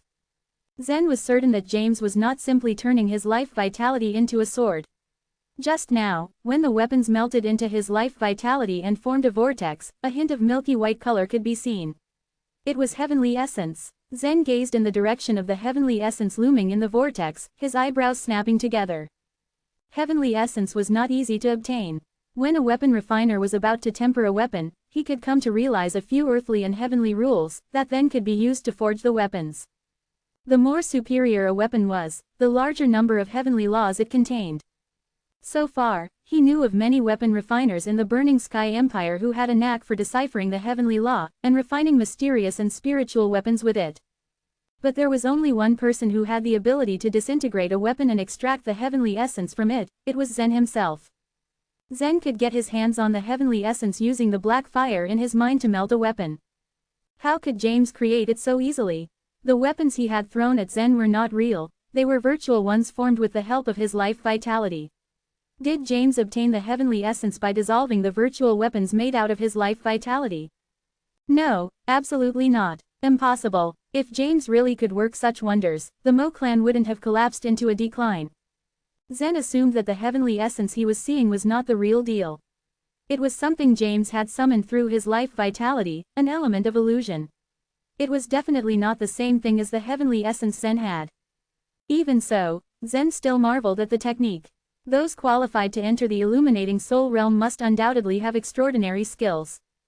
Weapons were constantly sucked into the center of the vortex and smashed to pieces, releasing James's life vitality and the heavenly essence that gathered to form a sword in James's hand. In this process of cohesion, the level of the life vitality sword upgraded continuously. The low-level mysterious weapon morphed to medium level, then to a high-level one. Low-level spiritual weapon turned to medium level, then to a high-level spiritual weapon. Buzz! All of a sudden, the sword dazzled with a brilliant, blue light. The crowd which stood there gawking instinctively closed their eyes when they saw it. Zen covered his eyes with his hands too. When he opened them to look at James, the long sword had already come into shape. Glimmers of light lit up the surface of the long, blue sword. A tremor of shock passed through him at the mere sight of it. It is a fairy weapon. James was indeed powerful. He could conjure a variety of different weapons, like knives, swords, hammers. They might not hold a lot of power, but they were large in number, and each of them held a trace of the heavenly essence. James broke the weapons into pieces and absorbed the life vitality and the essence to form a fairy weapon. It was indeed spellbinding to watch it happen. However, there was still a difference between this contrived fairy weapon and a true one. One could use the real fairy weapon at any time. It could be used to defend oneself against the enemy and even be given to others. But the fairy weapon in James's hand could be only used by himself. If he stopped the supply of his life vitality at any given moment, the weapon would gradually disappear. This was a pseudo-fairy weapon, but its power was just about the same as that of a real one. Theoretically, as long as James was granted enough strength and life vitality, he had the potential to cultivate a legendary sacred weapon. Of course, this was only feasible in theory. Every time a magic weapon went up a level, the heavenly essence required to sustain itself increased exponentially. The long sword James held was only a low-level fairy weapon. It was likely he couldn't upgrade it to a medium-level one. No one had that kind of endless strength and power. Every time James summoned a weapon, he could only generate a tiny bit of the heavenly essence. Unfortunately, the life vitality within him was hardly enough to manifest a sacred weapon. Zen knew it was impossible for James to manifest a medium-level fairy weapon, not to mention a sacred one. However, even it was only a fairy weapon, the power it held was awe-inspiring. "Boy, you brought this on yourself. You've forced me to take this action, and I'm afraid today won't end so well for you. Every time I cultivate my ruined sword, it needs to drink blood. Today, it's your blood that will feed it." Saying thus, James wielded the sword.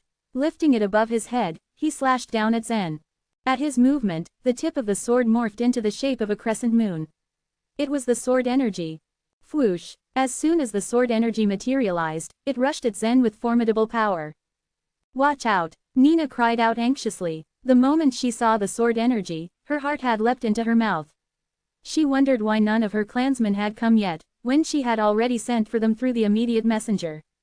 The fairy weapon was a lot more powerful than the spiritual weapon. Although the sword energy looked ordinary, it came at Zen with fierce strength.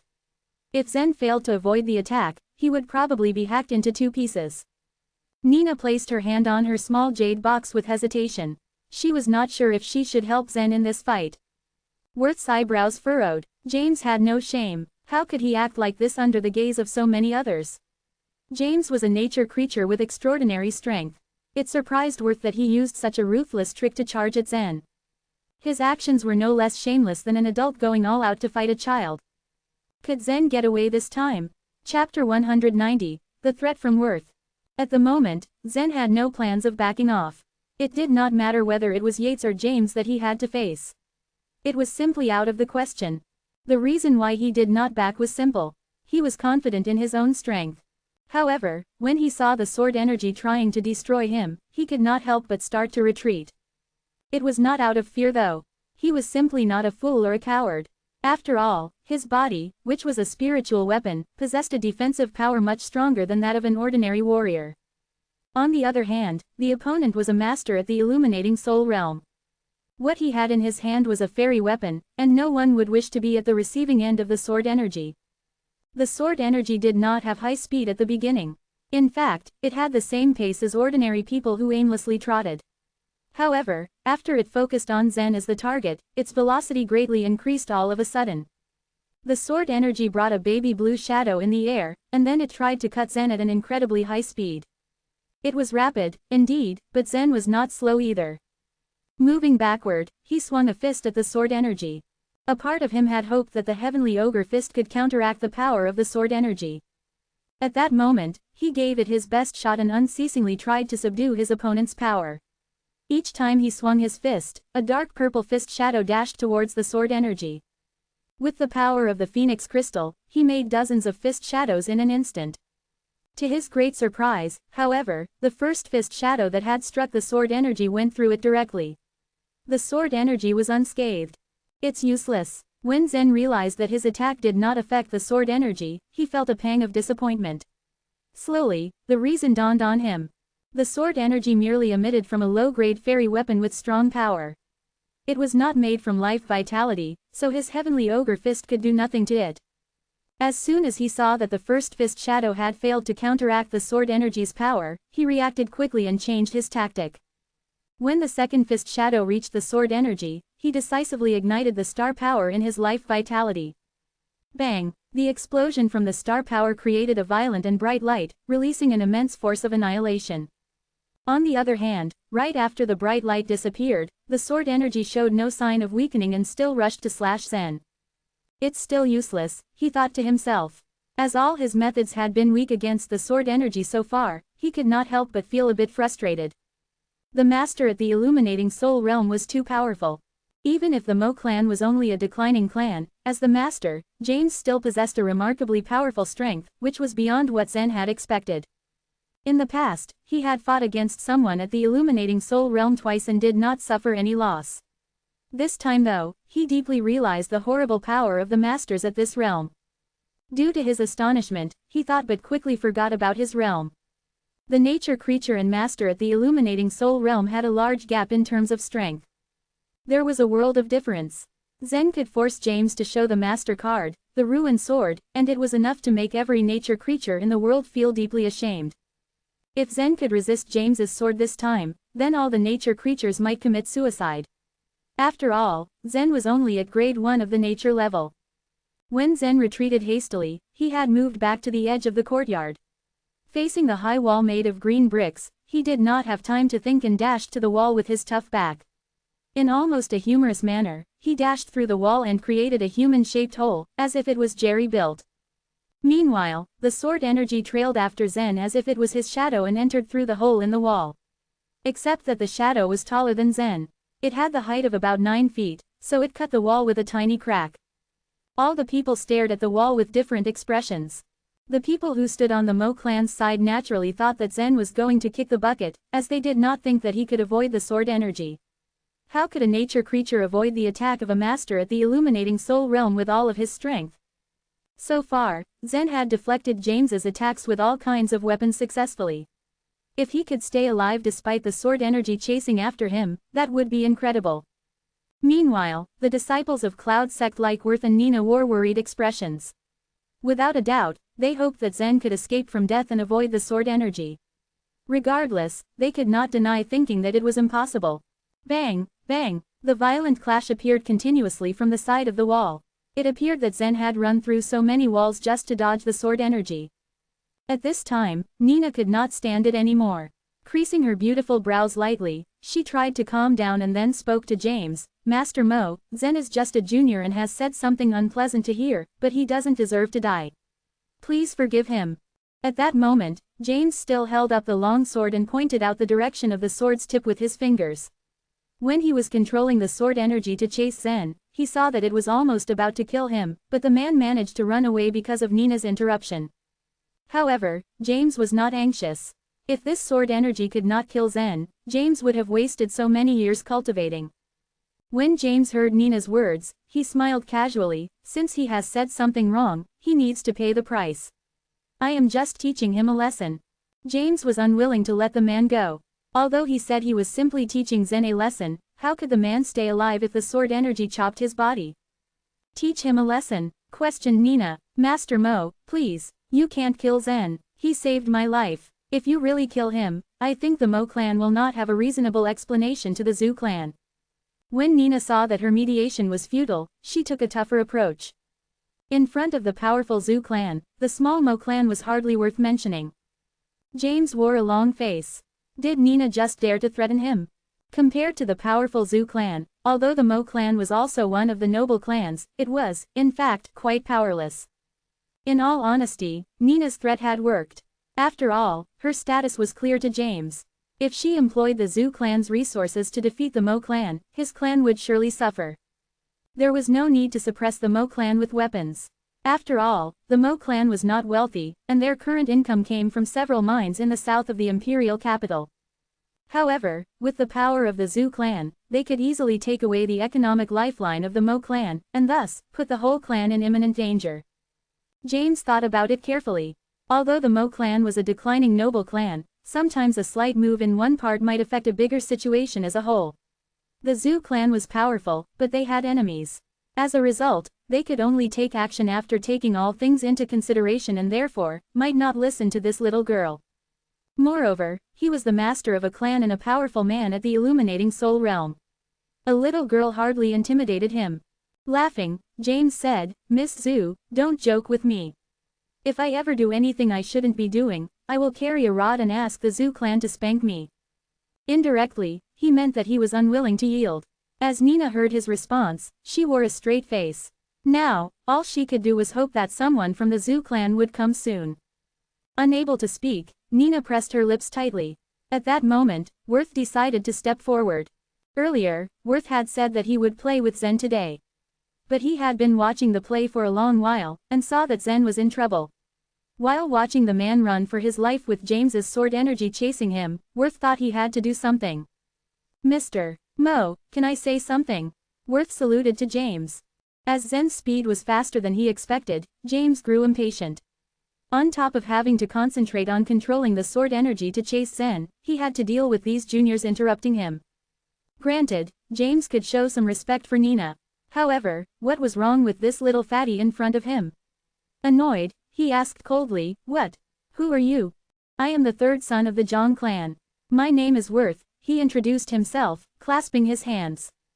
There were many people with the family name of Zhang in the imperial capital of Burning Sky Empire. This fatty claimed he was from the Zhang clan and the third son, so apparently he had to be from the blessed Zhang clan with treasures filling the home. Since he was the third son, he was probably the son of the direct line. Although Worth spoke in a low voice, most of the people around him heard his introduction clearly.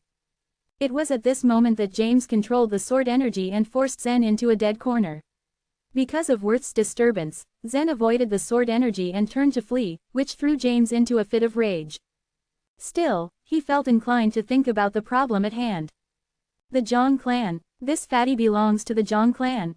As soon as the thought dawned on him, he could not help but feel the onset of a headache. For now, he could just ignore the Zhu clan, as the Mo clan did not have a direct common interest with the Zhu clan. If the Zhu clan wanted to close the minds of the Mo clan, which although seemed easy, it would take a lot of effort. Other noble clans would also probably try to stop it. Getting on the wrong side of the Zhang clan, though, was another thing. The Zhang clan was not one of the top 7 noble clans, and yet it nearly controlled the entire economic lifeline of the whole empire. More importantly, the mines of the Mo clan transacted through the Zhang clan, and they settled accounts in the exchange shop of the Zhang clan. Although they could sell fire crystals produced in the mines to others instead of the Zhang clan, this clan had the influence almost everywhere. If he offended the Zhu clan, perhaps it would bring the Mo clan a lot of big trouble, but there were solutions. It was not a totally lost cause. While if he offended the Zhang clan, it would be difficult to move a single step for the Mo clan in the future. What happened? Why were all the friends that Nori brought home difficult to handle? He felt something was strange about it. And he was not alone. Not only James felt this way, so did Yates, who had shrunk in the side. Nori is just a disaster. He brought Zen to embarrass me, and now someone from the Zhang clan is getting my dad in trouble. Nori, I will kill you sooner or later. With blood in his eyes, Yates stared at Nori. The friends he had brought stood aside in silence. His friends were also disciples from the noble clans. Their clans were much more powerful than the Mo clan, but not as strong as the Zhu clan and Zhang clan, which was not one of the top 7 noble clans. On such an occasion, they did not qualify to speak. As they thought about how they had looked down on Nori's friends just now, they finally realized that although Nori appeared to be easy to bully, he was actually someone strong enough who just pretended to be weak. The same could be said about the people beside him. Due to this realization, someone even looked at Sean up and down secretly and thought that this person would stand up and claim that he was also from one of the top 7 noble clans. They found Sean's identity quite mysterious. This time, though, they guessed wrong. Unlike their presumptions, Sean was actually someone who came from a poor family without any background. Chapter 191, The Counterattack. Oh, you're the third son of the Zhang family. I didn't recognize you. Please forgive me, muttered James in a rush. The situation had him consider that he might have offended too many people when he tried all means to deal with Zen. If he really killed Zen, it seemed that apart from the Zhu family, he would also offend the Zhang family. Master Mo, we have to measure and weigh the costs at times. Just as the saying goes, you need to take a step back and get some clarity on the situation. Although Worth didn't have much physical strength, he had deep insights into the human mind. Perhaps James really strongly intended to kill Zen. However, as head of his family, James had to ponder on numerous problems. In addition, he was not only implicated in a single matter, but also even acted on impulse just to protect the dignity of the Mo family. Although he protected the Mo family's reputation for the time being, how could the family live well in the future? After observation, Worth concluded that Nina undoubtedly showed great affection for Zen. After all, Zen had saved her life. If something bad happened to Zen there, it would be extremely difficult to provide the Zhu family with a sound and satisfactory explanation. Moreover, Worth himself would not remain indifferent provided that something did happen to Zen. The Zhang family didn't have many rigorous requirements for its members. In addition, Worth was the son of his father's principal wife, and his elder brother would shoulder the major responsibilities of the Zhang family. Maybe it would not be an easy task to completely ruin the Mo family if Worth tried persuading the Zhang family. Still, what about the future? It was beyond any doubt that Worth could destroy the Mo family as long as things went his way. Regardless of the intentions of the Zhang family or of Worth, it was not a difficult thing to achieve. After all, the Mo family was only a small clan with rather small influence. The Zhang family would not feel the burden or pressure, no matter which of the 7 major clans took a stand to speak for the Mo family. However, James still looked hesitant. At this critical moment, though, a wall behind James suddenly collapsed. A tinge of bright light was immediately emitted out of the collapsed wall. Thwip! The sound of a knife flying filled the space. As it turned out, the bright light was a reflection of Zen's broken knife. This time, he was heavily and strongly overwhelmed by the energy of James's sword. Previously, Zen had been able to confront Hugh as he depended on his demonic life energy. Moreover, he even killed Seymour inside a pavilion of the fairy palace. Zen could simply kill him as he fully engulfed a great deal of life vitality by taking advantage of the conflicts among the illuminating soul realm masters. It was nothing as he seized the chance to kill Seymour when he was badly injured. Today, though, Zen's demonic life vitality didn't seem to work. No matter how he tried, he failed to resist James's sword. To fight off the blade's energy and avoid being dominated by it, Zen made his way here and there in the Mo mansion as quickly and rashly as he could. The tiles and interiors of the house were crashed and wrecked, and a good many gates collapsed because of Zen crashing into them. Although Zen tried all means to escape from James's sword, he still failed. Whenever he evaded the blade, he was closely followed as if it was a maggot attached to his bone. With such a determined foe, he was backed into a corner by the powerful energy of James's sword and was nearly killed too many times. Still, Zen narrowly escaped the final strike of death every time with luck. For now, Zen could escape by a thread, but it was only a matter of time that he would miss a beat and get killed.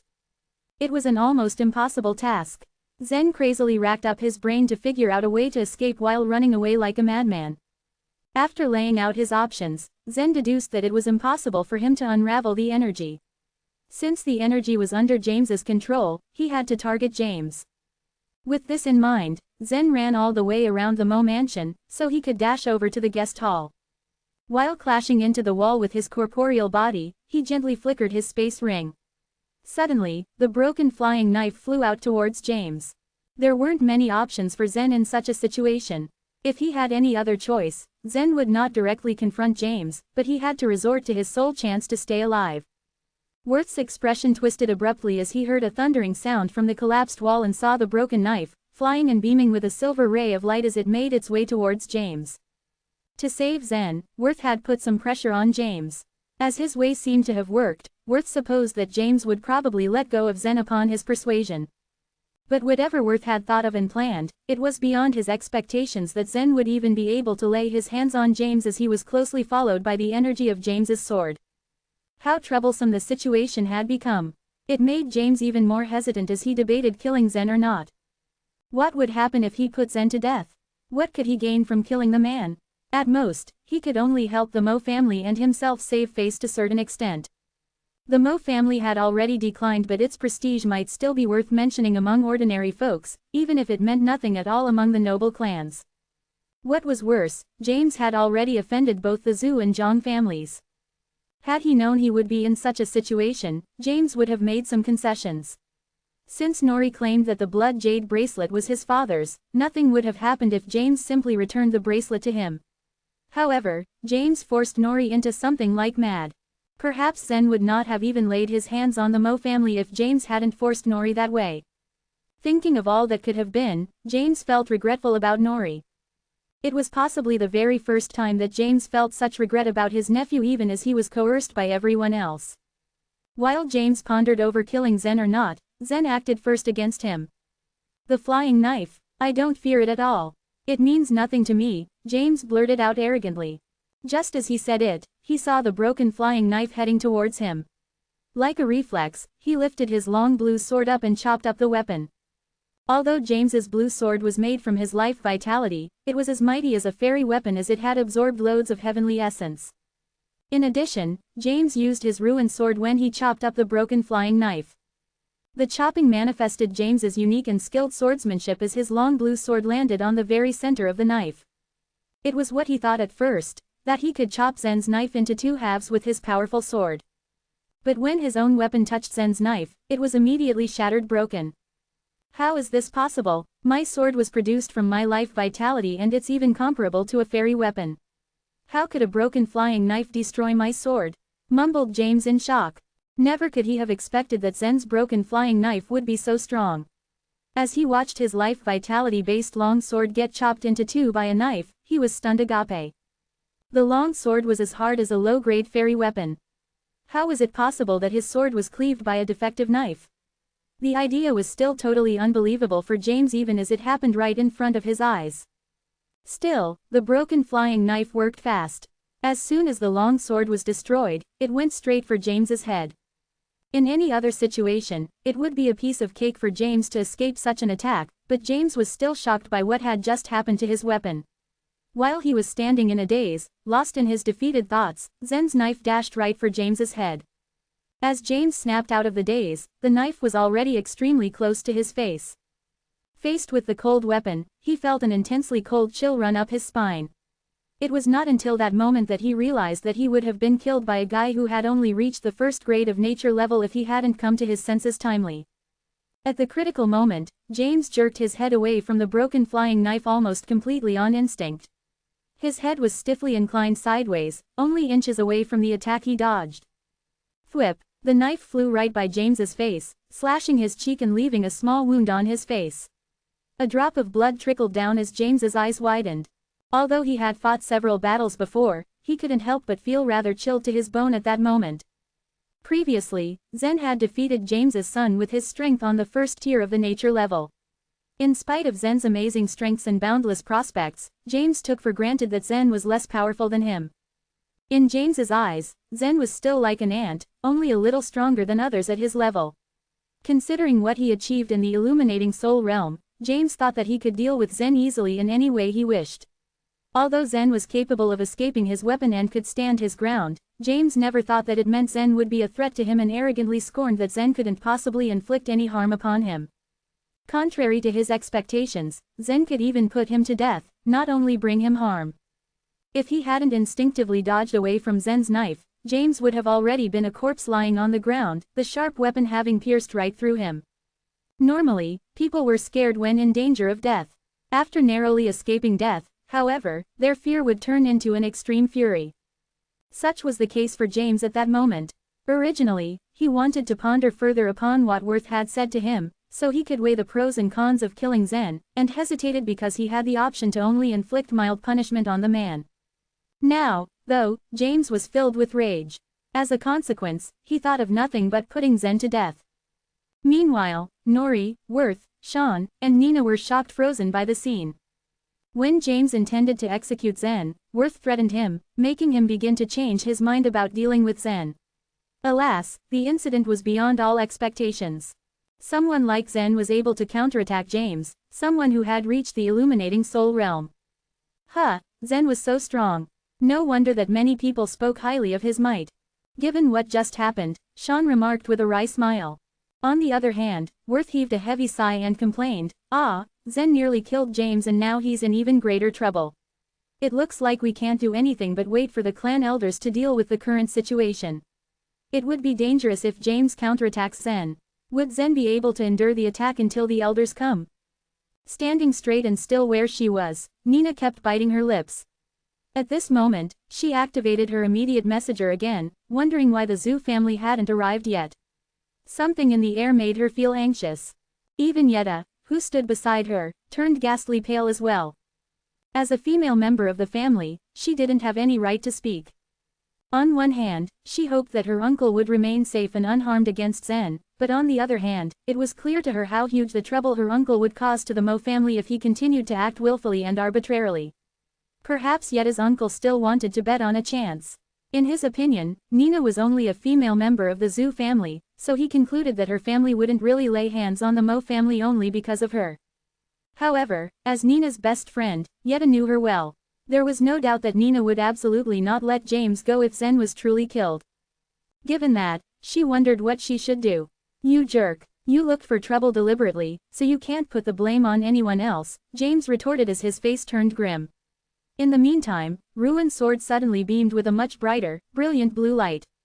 Whoosh! Lifting his fake fairy weapon, James pointed his Ruin sword at Zen, swaying it up and down for 4 consecutive times. Chapter 192, A Favor. Every time he delivered a blow with the sword, yet a wisp of sword energy would appear. After he had chopped 4 times in succession, a total of 4 sword energies had appeared in the form of wisps, with each one being more powerful than the previous one.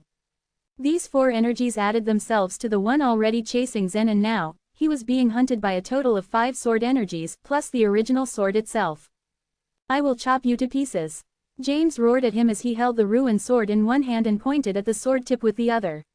He concentrated his will on controlling the 5 wisps of sword energy which were being telepathically ordered to chase Zen.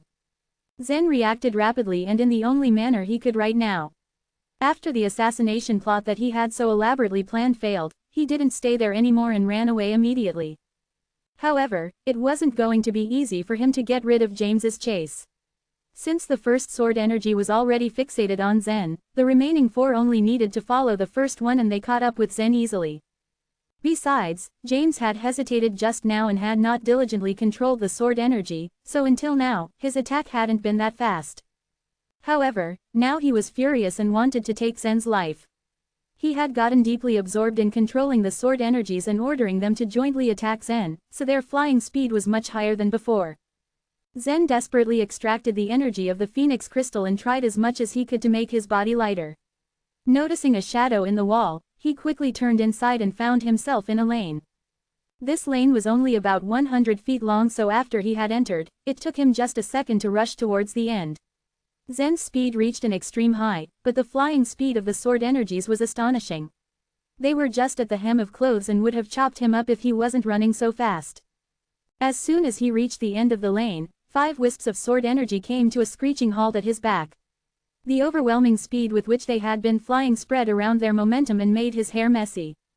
Jump! Zen saw that it was difficult to dodge the energies in such a confined space, and he jumped high over the wall on the end. On the other side, he landed into the Mo mansion courtyard. However, the speed of the sword energies was too high to be contained. They cut at the wall that Zen had jumped across and broke it into several parts directly. Then, under James's control, the 5 energies changed direction and rushed towards Zen in the courtyard once more. The whole affair of breaking the wall happened so fast that Zen didn't have any time to rest.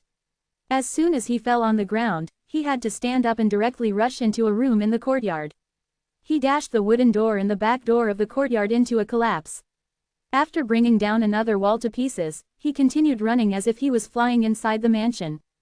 The servants of the Mo clan suffered quite a bit due to his swashbuckling. They were busy in the Mo mansion, just as the wall to their side exploded into several pieces abruptly. In fact, Zen was on a rampage across the whole house. However, the servants couldn't see clearly who was breaking the Mo mansion down to pieces. They hid in the corners and trembled in fear. Bang, bang, bang. The thuds could be heard from time to time. However, no matter how much Zen tried to increase his speed, he couldn't get rid of the sword energies. They were getting closer and closer to him and once had flown beside his belly several times. As long as they were close to him, they would take his life. Gee, why are there only 3 wisps of sword energy? While running crazily, Zen suddenly noticed the change on his back. There had been 5 wisps of sword energy chasing him originally, but 2 of them were gone now. He frowned and knew that the 2 wisps of sword energy which weren't there couldn't have disappeared for no apparent reason at all. The 2 wisps could have turned around and attacked him from the front. Just as he was thinking about this, Zen suddenly heard 2 muffled thuds from the wall just in front of him. Then 2 weird cracks appeared out of nowhere in the wall, and the 2 wisps which had disappeared just now came out flying across and rushed towards him directly. At the same time, the 3 wisps which had been behind him separated themselves suddenly and encircled Zen from 3 different directions. Dang it, I am surrounded. Zen couldn't dodge them anymore. There was a sword energy in the front, 1 at the back, and 1 each on the left and right. The last one was trying to kill him from above his head. What should he do now? In a second, Zen imagined several scenarios and several ideas flashed in his mind, but none of them could be used. I'll risk my life. Although he was surrounded by the sword energies from all 5 directions, the circle that the energies had formed wasn't exactly airtight, and there was still a tiny gap he could utilize to go through. But if he went through such a small space between the sword energies, he might get killed as easily as a mosquito, or he might lose his arms or legs. Even so, it was better than dying. At least he could search for some elixir to recover his broken bones or cut body parts. If he lost his life, he would be done. The question was, even if he could avoid the attack this time, what about the next? Right now he had healthy legs but was still unable to completely avoid the sword energies. If he was injured in this attack, there was not even a snowball's chance that he could avoid it. He couldn't overthink the matter but just delayed his death. Just as he was about to go through from the side regardless of possibly getting injured, a voice suddenly ordered from his brain, "Bloke, stand still. I am here to help you." Who is it? Zen heard the voice but couldn't see the person who was speaking. Instead of an answer, Zen found that the air around him was getting cold all of a sudden. Then countless ice crystals appeared and as soon as they showed up, they congealed with each other quickly to form a small ice wall. They were all around him and in an instant, they had formed 5 walls in the 5 directions that Zen was being attacked from. The sword energies immediately started trying to chop up the walls to pieces. Crack! The energies came chopping and 5 loud, simultaneous thuds were heard. Zen was locked in the ice walls but could see clearly that the energies trying to cut through the ice walls had left several deep dents. He breathed out deeply, but his chest was still heaving and trembling heavily. It was too dangerous just now. If this powerful man had not helped him, he would probably have died with his body and his head landing in 2 spots at the same time. The masters who had reached the illuminating soul realm were really too powerful. He thought of his actions and realized that he was too much at risk in the fairy palace.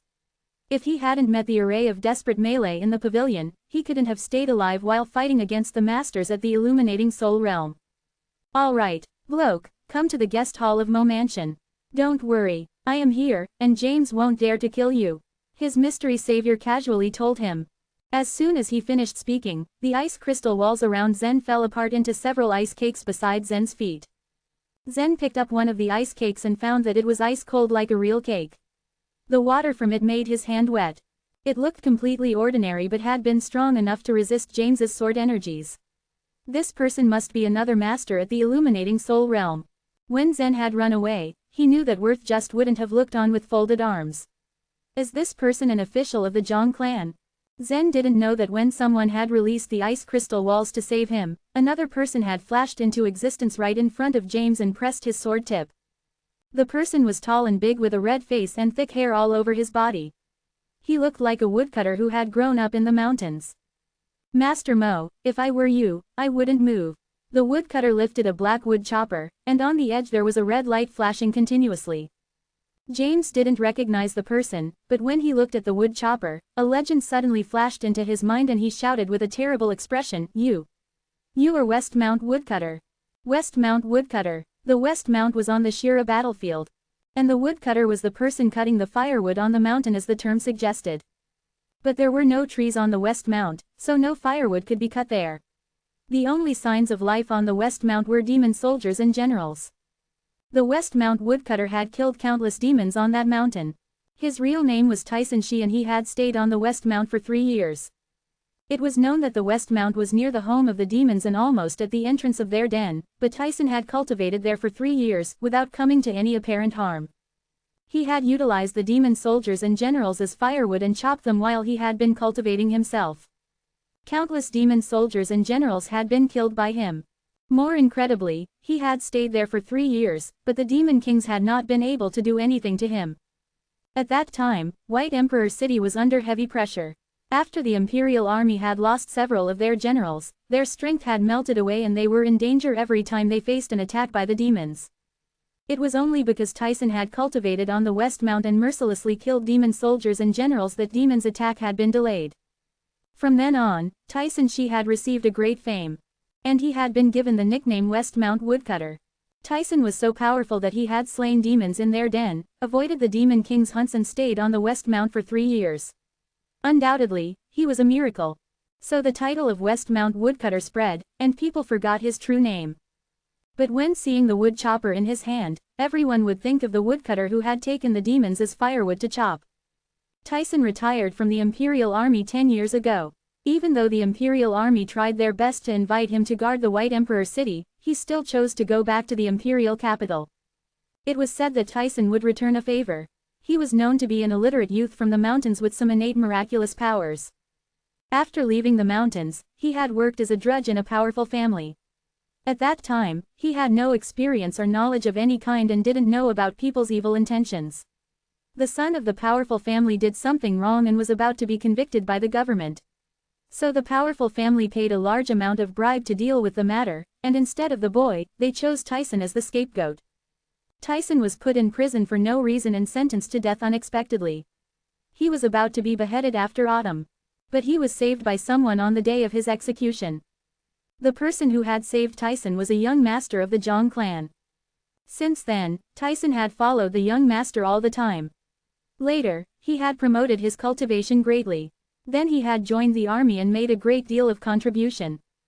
That young master of the Zhang clan was the current master of the clan and Worth's father, Jefferson. That was why Tyson had left the Imperial Army and came back to the Imperial capital in order to return the favor he owed to the Zhang clan. Chapter 193, Simple Requirement. It was said that Tyson's strength was incredible. But now, he was an official in the Zhang clan and did not seek any reward as he valued the kindness of the Zhang clan. And this testified to the Zhang clan's skill when evaluating talent. The Zhang clan used to be an ordinary, small family. The ability of the clan to spot and nourish talent was what had helped the Zhang clan to become stronger. With its rapid development, the clan kept its pace with the top 7 noble clans. When warned by Tyson, James stood still. He did not dare to move even an inch. The firewood cutter didn't look very impressive, but he knew how powerful it was. And from the expression on Tyson's face, if James dared to stir, Tyson would surely swing the firewood cutter at him, and show no mercy. At the same time, the temperature of the courtyard suddenly dropped. At the end of the year, when winter set in, everyone wore more clothes because of the cold. Some weaker servants had put on a cotton-padded jacket. But the temperature dropped so sharply that the servants could not help but pull the collar of the cotton-padded jacket to keep themselves warm. Specks of ice crystals floated in the air. They drifted slowly before turning into a human form. When the ice crystals dispersed completely, the figure in the air became clearer. It was a young man with gray hair. At the sight of the man, a lump formed in James's throat. The person with the young face and the gray hair standing in front of James could only be Chan Zhu. The Zhu clan specialized in various kinds of needle methods and concealed weapons. Many famous masters of the Zhu clan were good at using needles, swords, or concealed weapons. But in the past 10 years, there was an exception in the Zhu clan whose name was Chan Zhu. Chan Zhu was a strange and ineloquent man. Since he was not welcome in the Zhu clan, he turned against the clan at a very young age. Eventually, he ran away from home and vowed to never return to the Zhu clan. He disappeared for 10 years. When Chan Zhu returned after the long gap, his strength had advanced by leaps and bounds, and was fantastic. He even solved several big troubles for the Zhu clan. Although this man was unsociable and strange, he was a member of the Zhu clan. Since he missed his family, Chan Zhu returned. "Uncle Chan, were you able to save Zen?" asked Nina timidly as she looked at Chan Zhu. Nina was close to everyone in the Zhu clan except Chan Zhu. As Chan Zhu was strange, Nina spent very little time with him when she was a child. Thus, she wasn't very comfortable in his presence. Chan Zhu smiled faintly and said, "Don't worry. The little fellow is all right. I have helped him to ward off the energies of those swords. Look, isn't he coming toward us?" Zhu pointed in the direction from where Zen was approaching them. A shadow flashed, and Zen flitted into the courtyard. Just when Uncle Chan contacted her by Life Vitality, she asked him to save Zen as Zen was in great danger. She wasn't sure how long Zen would survive among those sharp swords. Upon seeing that Zen was safe, Nina breathed a sigh of relief. As Zen walked into the courtyard, he saw the floating man with gray hair. Although Zen did not see the face of the person that had saved him, he recognized the life vitality the person sent out. It was the ice attribute. The man's appearance and the life vitality allowed Zen to be sure that it was the man who had saved him. Zen stepped forward and bowed to Zhu. Then he said, "Thank you for saving my life." When speaking with Nina, Zhu was very polite. But when he conversed with others, he was cold and indifferent. Zhu lifted his chin and replied, "Don't thank me. I was helping Nina. You should show your gratitude to the right person." Zen smiled and said, "Even so, I should be appreciative for what you've done." Zen then turned and smiled at Nina. Shy, Nina's big, round eyes blinked rapidly. Her eyes were as beautiful as the moon. What hidden in the bashfulness was a trace of pride. At the moment, no one was more upset than James. He was not stronger than his opponents, Tyson and Zhu. He had no choice now but to give up. James shook his hand, and the ruined sword made from life vitality turned into specks before dissipating in the air. Even the heavenly essence contained in the sword disappeared. The heavenly essence was congealed by James's life vitality, which was different from Zen's. Because the heavenly essence that Zen extracted from mysterious weapons might last forever. After putting away his weapon, James smiled briefly and said to Tyson and Chand, "If you don't mind my asking, I'd like to know what brought you here." Since James was not strong enough to fight them, he decided to act like a scholar. At this moment, James thought that justice still stood on his side. After James withdrew the ruined sword, Tyson took a step back and said, "I am not here unnecessarily. The young master of the Zhang clan called. That is why I had to come." Zhu, who was floating not far away, ignored James's question. He felt that James had asked a foolish question. Since Nina was here, he had naturally been called by her. "I am hosting a party at my house. But it seems that there has been a misunderstanding between me and some friends attending the event. There is no need to fight about such matters. If anyone was offended, I am here to apologize. First let me explain what happened as per my understanding. My nephew, Nori, caused the dispute. This is a Mo clan affair, and as the leader of the Mo clan, I should handle this issue." James wanted to avoid outsiders from meddling in matters pertaining to his clan. As for Nori, he would punish him after all this was done. But before he could finish, Zen stepped forward and scolded him, "How is this a Mo clan affair? Nori is my brother. His business is mine too. If you have something to say, say it in my presence." When Zen spoke, Worth stood and walked toward Zen. Even Nina showed her approval by standing beside Zen and Worth. It became clear that the two juniors of the Zhang clan and the Zhu clan were definitely supporting Zen. Since Nina and Worth backed Zen, Tyson and Zhu also pledged their assistance by standing with Zen. Seeing that Zen had stood up to James, surprise reflected in Tyson's and Zhu's eyes. This young man is so courageous. Although he is at the first grade of nature level, he is not afraid of the leader of the Mo clan, thought Tyson Shi and Zhu. They were impressed. James's expression changed when interrupted by Zen. He was embarrassed. James had never thought that someone at Zen's level would behave in such an impudent manner. He was going to spare him. But this guy was not smart enough. How dare he hold on to this matter? A nature creature was not a challenge to James. If he could, James would confront Zen. However, he could do nothing as the Zhang clan and the Zhu clan were standing behind Zen. James felt as though he was getting a terrible headache. James was not ready to reconcile and stay silent. Instead, he wanted to fight with the boy. On second thought, however, James knew it would be impossible for him to take Zen's life in front of the two masters, Tyson and Zhu. After a long time, James realized he had no other choice but to lower his head reverently. Forced by the situation, James sighed before adding, "Please remind me, is there anything unclear?" James was rumored to be indignant, but he had to hold back his anger in this situation. He had no choice but to be humble in front of Zen. A master at the illuminating soul realm bowed his head to a nature creature. James was really embarrassed. His face turned gray. The inner disciples from Egret Peak that Yates had brought were also humiliated. Their faces darkened. Yates was totally jealous. The person with Nori was fortunate to have two powerful noble clans, support. The two masters of the illuminating soul realm in front of him were stronger than his father. Hey, smiled Zen as he turned his head and grasped Nori by the shoulder. You should ask, Nori. James's pupils shrank slightly as he gazed at the humble Nori. Nori had always been a weak person in the family. And it looked like everyone bullied him. Even when a servant scolded him loudly, Nori would smile and accept the treatment. His position in the family was lower than a servant's. James had never thought of asking Nori's opinion. How was that possible? But in this case, James had to say, Nori, what do you want? Nori was very nervous at the moment. He looked up and saw that all the people were staring at him. His complexion became pale. But when he thought of his father's suffering, Nori couldn't suppress the anger growing inside him. Even his father's personal item, the blood jade bracelet, was in James's hand. Nori's expression turned cold. How on earth did father die? What happened? Why is the blood jade bracelet in James's hand? Nori was confused. Nori knew he would never be able to sleep if his questions were not answered. But Nori knew that it would be impossible to ask James to face this matter at this moment and investigate his father's death. On the one hand, it was an old issue that had happened years ago, evidence might have gotten lost. On the other hand, he had no proof and he was just guessing and doubting. Getting James to tell the truth was extremely difficult.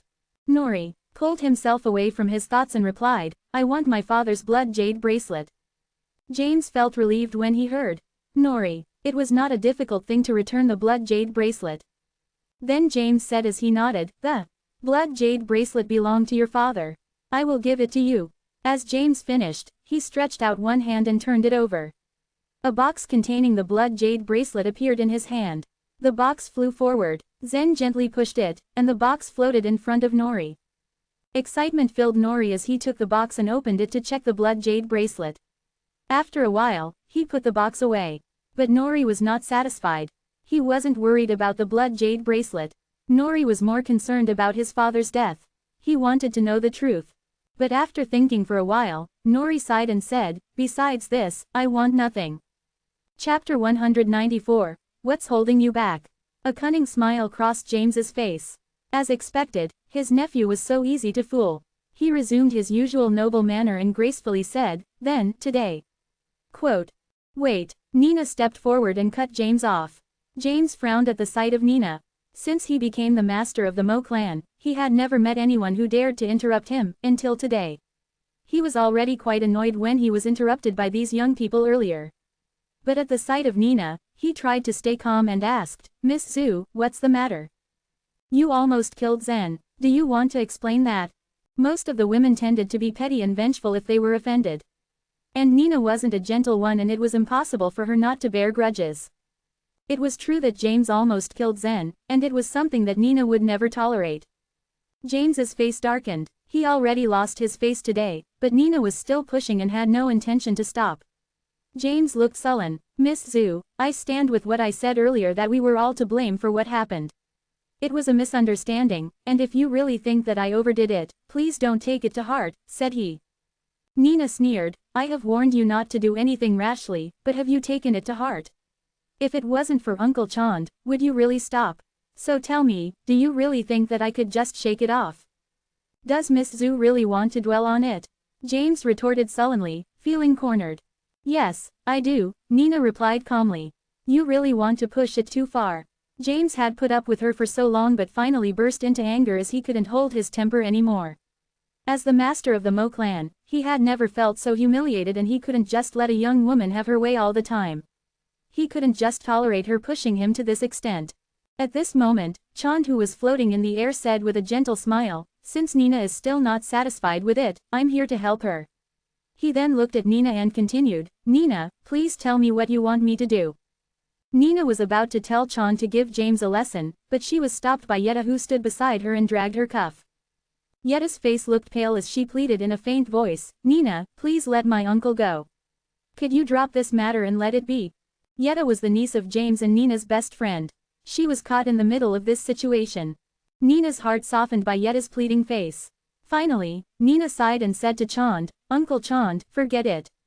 Let's not further discuss this matter.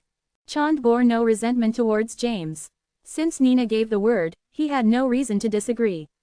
He flashed a cunning smile, then the ice crystals around him began to float until they covered all his body and he soon flew away. Nori had gotten his father's blood jade bracelet, thus there was no reason for him to stay here any longer. He said, "Zen, it's time to go." Zen nodded and motioned for Worth and Sean to leave. Worth said something to Tyson, and then Tyson followed him with the woodcutter in his hand. Nina was the last one to leave. Earlier, she was determined to give Yetta's uncle a lesson but was stopped by Yetta. After she consoled her friend, she shot a cold stare at James, as if telling him, "If it were not for my friendship with your niece, I would have definitely made you pay today." She followed behind them and yelled, "Hey! Wait for me." After Zen and all the others left, James sighed and waved his hand. The wooden armchair automatically came to his side and he slid into the chair as if he was paralyzed. He had never been disgraced like this since he became the master of Mo Clan. The other people of Mo Clan remained silent as they were afraid to taste the wrath of James if they dared to speak up. But Yates, James's son, didn't hold back. He stepped forward and said to his father, "Dad, are you just letting them go like that?" James sighed and said, "What else could I do?" He knew that there was no way the Mo Clan could fight the Zhou clan or the Zhang clan. Mo Clan couldn't even hold a candle for the two clans, let alone act against them. Yates gritted his teeth and his eyes turned red with anger. He felt like a trapped beast because they couldn't do anything. Thinking that it was Nori who started all this, he swore in his heart to make the latter pay. But for Zen who beat him, he knew that there was no way he could return the favor. He was certainly not a match for Zen, even his father could do nothing to Zen. Thus, he could only drop his hatred towards Zen. At that time, a steward suddenly rushed to them. The steward intended to report something to James when he saw the other members of the Mo clan wink at him, giving him the hint that the news could wait. It was not the right time to disturb James with some trivial matters. And if he dared to do so, he would find himself in serious trouble. But despite the consequences, the steward felt that James needed to hear the report. He looked anxious as he paced restlessly beside. Yates noticed the steward's strange behavior and walked up to him. He then asked, "What's the matter?" The steward looked at Yates and sadly said, "I just checked the mansion and found that 336 rooms of the house were destroyed by that man." "What?" Yates' face suddenly darkened. Earlier, he had heard a loud explosion and assumed that it had caused great damage. The Mo mansion had 561 rooms altogether. To any clan, repairing the damage of their house and its rooms was not the problem. But the repairs done would greatly change the features of the house and would diminish the heritage value. The mansion was inherited from the Mo clan's ancestors. He didn't expect that the fight would damage over 300 rooms. That was about half of the mansion and it was undoubtedly a great loss for the Mo clan. Upon hearing this news from the steward, Yates became more vengeful.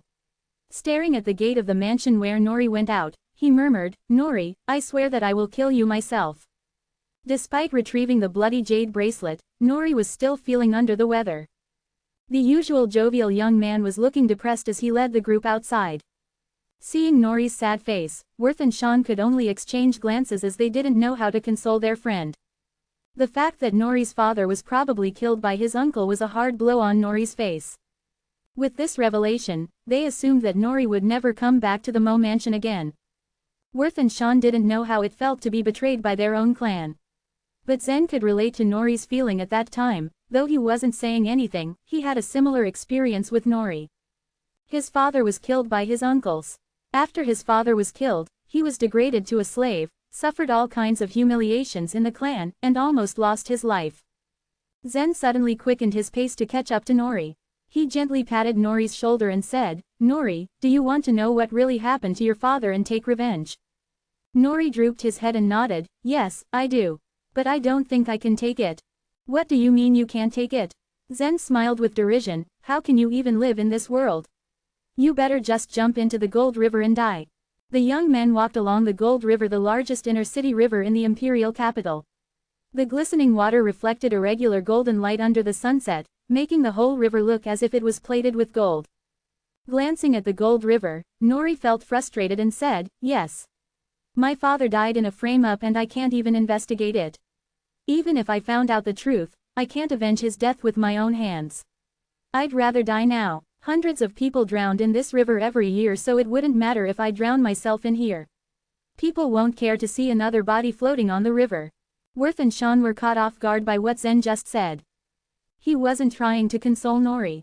Was Zen trying to connive Nori to just commit suicide out of self-pity? They knew Zen wouldn't have such an absurd idea, and he had his own ways of doing things. So, they put their trust in Zen and didn't interrupt. They chose to remain silent and watch how things would turn out. But if Nori would take Zen's words literally and decide to kill himself, they wouldn't just stand there and watch. They would stop him from committing suicide. At this time, Zen smiled and said, "I was starting to think that you're a coward. Turned out you have more courage than I thought." Nori glanced at Zen in confusion and asked curiously, "Courage? When did you see me have that courage? You're not afraid to die. You're not even afraid to kill yourself. What else would you fear? What's holding you back? If you dared to ask James in his face, he could try and kill you with his sword. But what could be worse than that?" Zen fired a battery of questions at him. "If you are not afraid of death, you'd better go all out to improve yourself. When you are strong enough, you can confront James and ask him. What else could he do to you? Since you already didn't care whether you live or die, why not die trying?" Nori's heart suddenly beat faster after hearing Zen's homily. He might be a soft young man who rolled up with punches, but he was full of stamina and determination to succeed. Otherwise, he wouldn't have entered the Cloud sect even with Zen's help. Nori knew that Zen was right all along. Life was a long and miserable journey. It was a pity if he would die in misery. He'd rather try and fail than fail without trying. The worst that could happen to him was death. Those words were like a door of hope to Nori. He was not an ambitious man. In fact, he entered the Cloud sect only to fulfill his daily task in practice perfunctorily and didn't even put on much effort during his free time. But things had changed for Nori. His goal now was to trample Yates underfoot and question James in the face about his father's death. And the success of his goal heavily relied on his strength. His eyes brightened with determination as he thought more about it.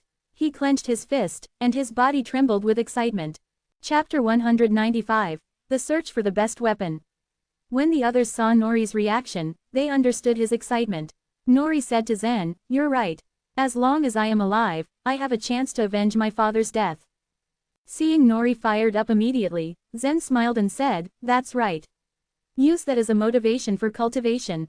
Worth and Sean smiled at each other. They both admired Zen's charm to encourage Nori to fight back. "Hey, have you eaten enough at the Mo house?" Nina scoffed as she was being ignored for a while now. Worth touched his fat belly, shook his head and replied, "Of course not. I haven't had a bite of food for a while. Where can we get a meal now?" "I didn't eat anything either. Why don't we find a place to have a meal?" said Nina. "Sounds good. Count me in," Sean said as he raised his hands above his head. After the battle between Zen and James, everyone was hungry and all they wanted to do was to find a restaurant to eat in. There were many business districts in the imperial capital, and it would be difficult to navigate oneself in the imperial capital. Luckily, Nina, Worth, and Nori all grew up in the capital and they were familiar with the business districts. In no time, they all figured out the best restaurant and headed there. While having their meal, Nori drank a lot of wine but was still sober. The more he drank, the more active and lively he became. It had been a while since they all gathered for a meal despite all being in the Drizzle Peak. So, as they were enjoying a meal, they all chatted until midnight. When they were about to finish, Nina's cheeks were noticeably turning red from the alcohol she consumed. She wore her long, ebony hair loose that fell on her shoulders like a waterfall. The curly bangs covered her forehead like a cloud. She looked almost like a beautiful fairy in the pictures. Nature creatures usually had high resistance to alcohol, especially when they deliberately controlled themselves. But perhaps Nina was happy to meet Zen that she drank a little too much. The two girls who came with her had already walked behind Sean and Nori as they chatted with each other. Meanwhile, Nina and Zen walked together side by side. Although it was already late in the evening, the nightlife in the imperial capital had just begun. Lanterns on the roof of the pavilions lightened the street as if it was daytime. People who walked along the road cast long shadows over the ground. Zen could not help but notice the charming appearance of Nina and her beautiful face under the moonlight. He felt his heart beat faster the longer he stared at her. "Hey, you haven't answered me yet. Why didn't you come to my peak and play with me?" Nina asked again. Given Nina's noble identity, it wasn't fit for her to say such things.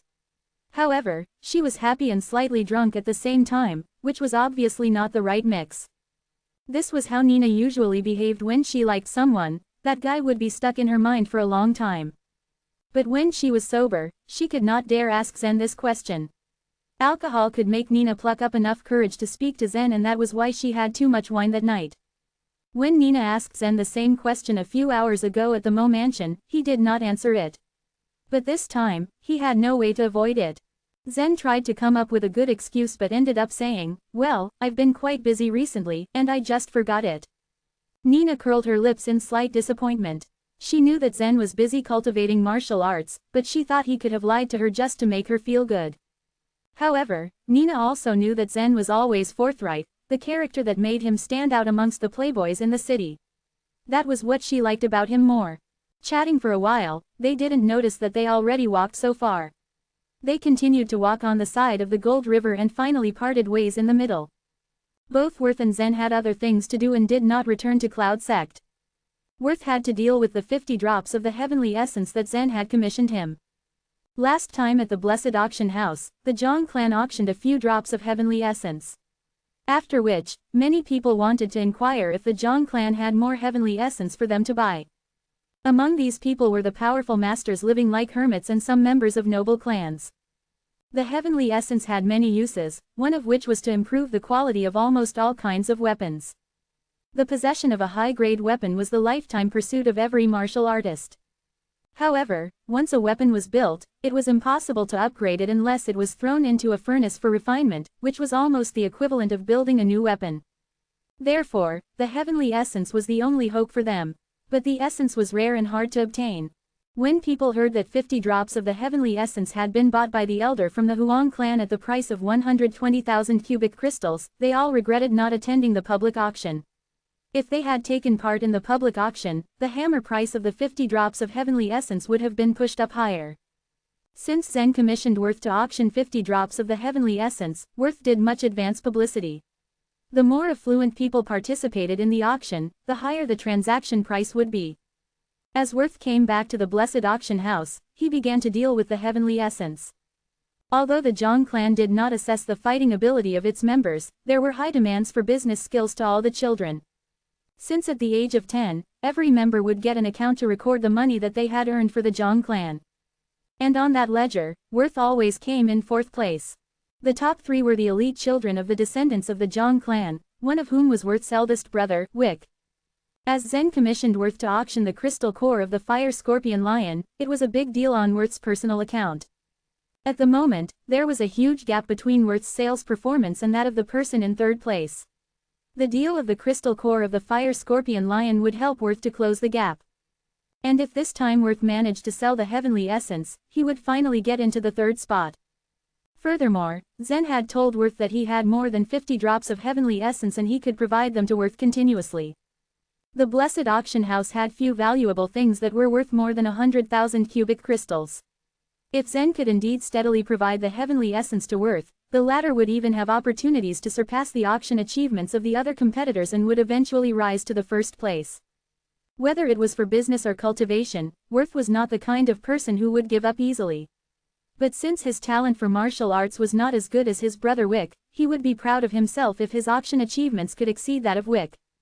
Zen didn't worry about the price that his heavenly essence would fetch at the auction. He believed that because of the professional means of the Zhang clan, the transaction price would exceed his expectation. Moreover, since Zen had the black fire in his head, he could get heavenly essence whenever he liked. The fact that the black fire could extract heavenly essence was really a windfall for him. During his battle with James yesterday, a considerable weakness of Zen was exposed. Whenever Zen met a special kind of attacking method and his demonic life vitality could not play a role in the battle, he would be helpless. When Zen could not deal with the sword energy released by James, he just fled. He also knew that even if he was able to dodge the sword energy, James would have used other killing skills. After all, Zen still couldn't stand a chance against a cultivator at the illuminating soul realm. If only Zen got a great weapon, the situation would have probably been different. At present, Zen's body was like a mid-grade spiritual weapon. Any general weapon could not hurt him. But if encountering an enemy who used a high-grade or fairy weapon, he wouldn't be able to survive it. Although Zen's broken flying knife was his trump card all along, it could only be used in sneak attacks. It was not a good idea to use the broken flying knife to fight against people in face-to-face combat. At that time, the All Peaks competition was about to take place. The All Peaks competition would bring together all the elite disciples of the Cloud sect, and there was no shortage of powerful geniuses. And Zen had been preparing for this competition all along. Fortunately, the All Peaks competition would be held after the Chinese New Year, so there was plenty of time for Zen to prepare. As for the weapon, Zen had to find the best one to use. The conventional weapons were hacking knives and swords. In the eastern region, most of the people preferred swords to knives. Swords were deemed to be the best among all kinds of weapons. They could be used to hack and stab, and the cultivation books had more swordsmanship methods than any other skills. The knives, on the other hand, were also a handful. They couldn't be used to thrust someone, but they were more powerful since their blades were thicker. But aside from knives and swords, other choices of weapons were bows, hammers, axes, spears, and so on. Considering for a moment, Zen eventually decided to use a sword. He remembered that his father once used a top-grade mysterious sword called the Green Wind Rider sword. Unfortunately, it got lost. Since his father used a sword, he believed he was also equipped to handle the said weapon. After finally determining what weapon he wanted, Zen rushed to the weapon pavilion. The business of weapon pavilion was booming as usual. When Zen went inside, the waiters didn't pay attention to him. But the middle-aged shopkeeper who attended to him last time noticed him, his face lit up. Last time Zen was there, he bought more than 200 swords. That impressed the middle-aged shopkeeper and he remembered Zen since then. The deal had brought the middle-aged shopkeeper a considerable amount of commission.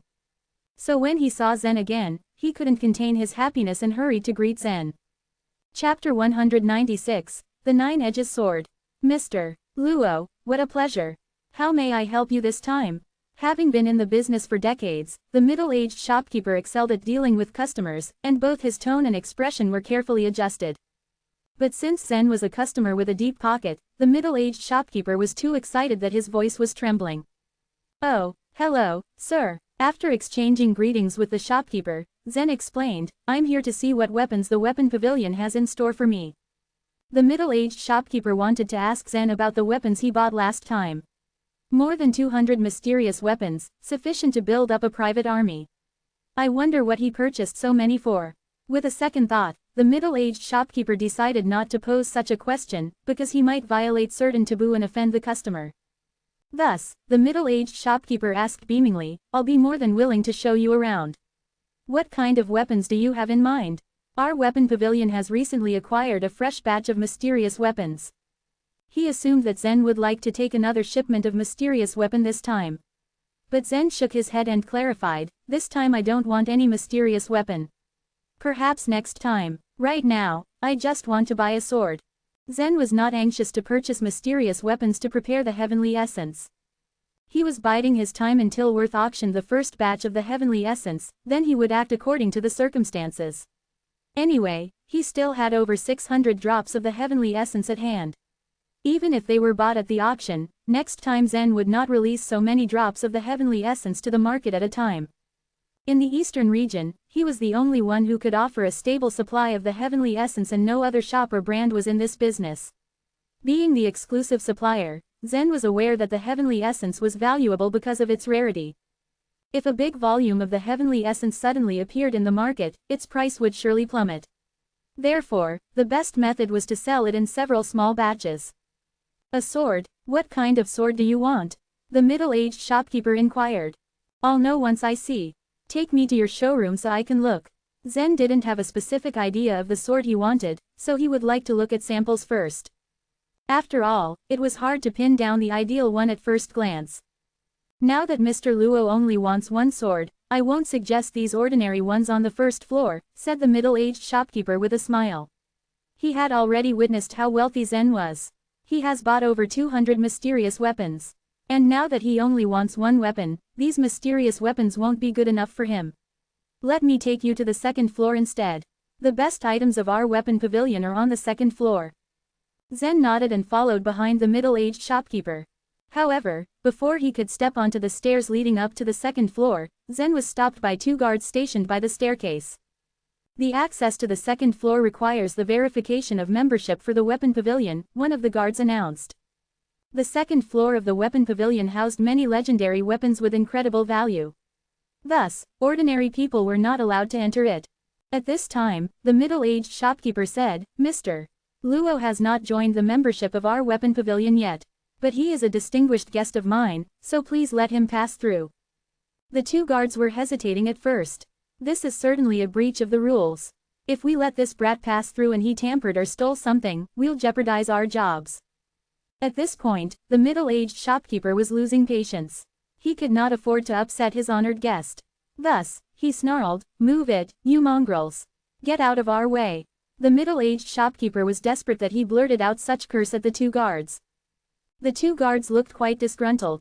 But considering the status of the middle-aged shopkeeper, they could only suck it up and retreated sideways to make a way for Zen. When the two guards finally moved, the middle-aged shopkeeper spoke to Zen with a smiley face, "After you, Mr. Luo. I apologize that you must witness that. These two guards are just ignorant of the norms, so please don't blame them." Zen gave a smile and replied, "It's fine. They were doing their jobs. We are actually putting them in a difficult situation right now." He could empathize with the two guards. Considering that they were just doing their duties, they did nothing wrong. When they reached the second floor, Zen noticed that the second floor of the weapon pavilion was smaller compared to the first floor.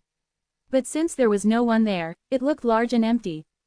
Although it wasn't very spacious, the room was well decorated to impress many distinguished guests. Even at a quick glance, one could see the elaborate designs of the room. For example, the floor looked like it was carpeted with some sort of a handmade fluffy green rug. But in fact, the floor was constituted by a kind of plant called earthy fir grass. The earthy fir grass usually lived in the slits between high mountains in the south. It felt soft and comfortable if you stood on it, and it would make the room it was planted in warm during winter and cool in summer. The royal palace first transplanted a turf at the back of the palace. Later, all the noble clans in imperial capital followed suit. The earthy fir grass was indeed an uncommon plant. Since there weren't many high mountains in the south, it immediately became rare and precious after the noble clans frenzied about it. The small patch of the earthy fir grass under Zen's feet was almost worth 100 cubic crystals. And that had not even included the fee for the daily maintenance of the earthy fir grass. The poor could hardly imagine that a patch of that grass was too much and that they couldn't afford it even if they kept working for the rest of their lives. Aside from the floor, the whole room was designed with other good things.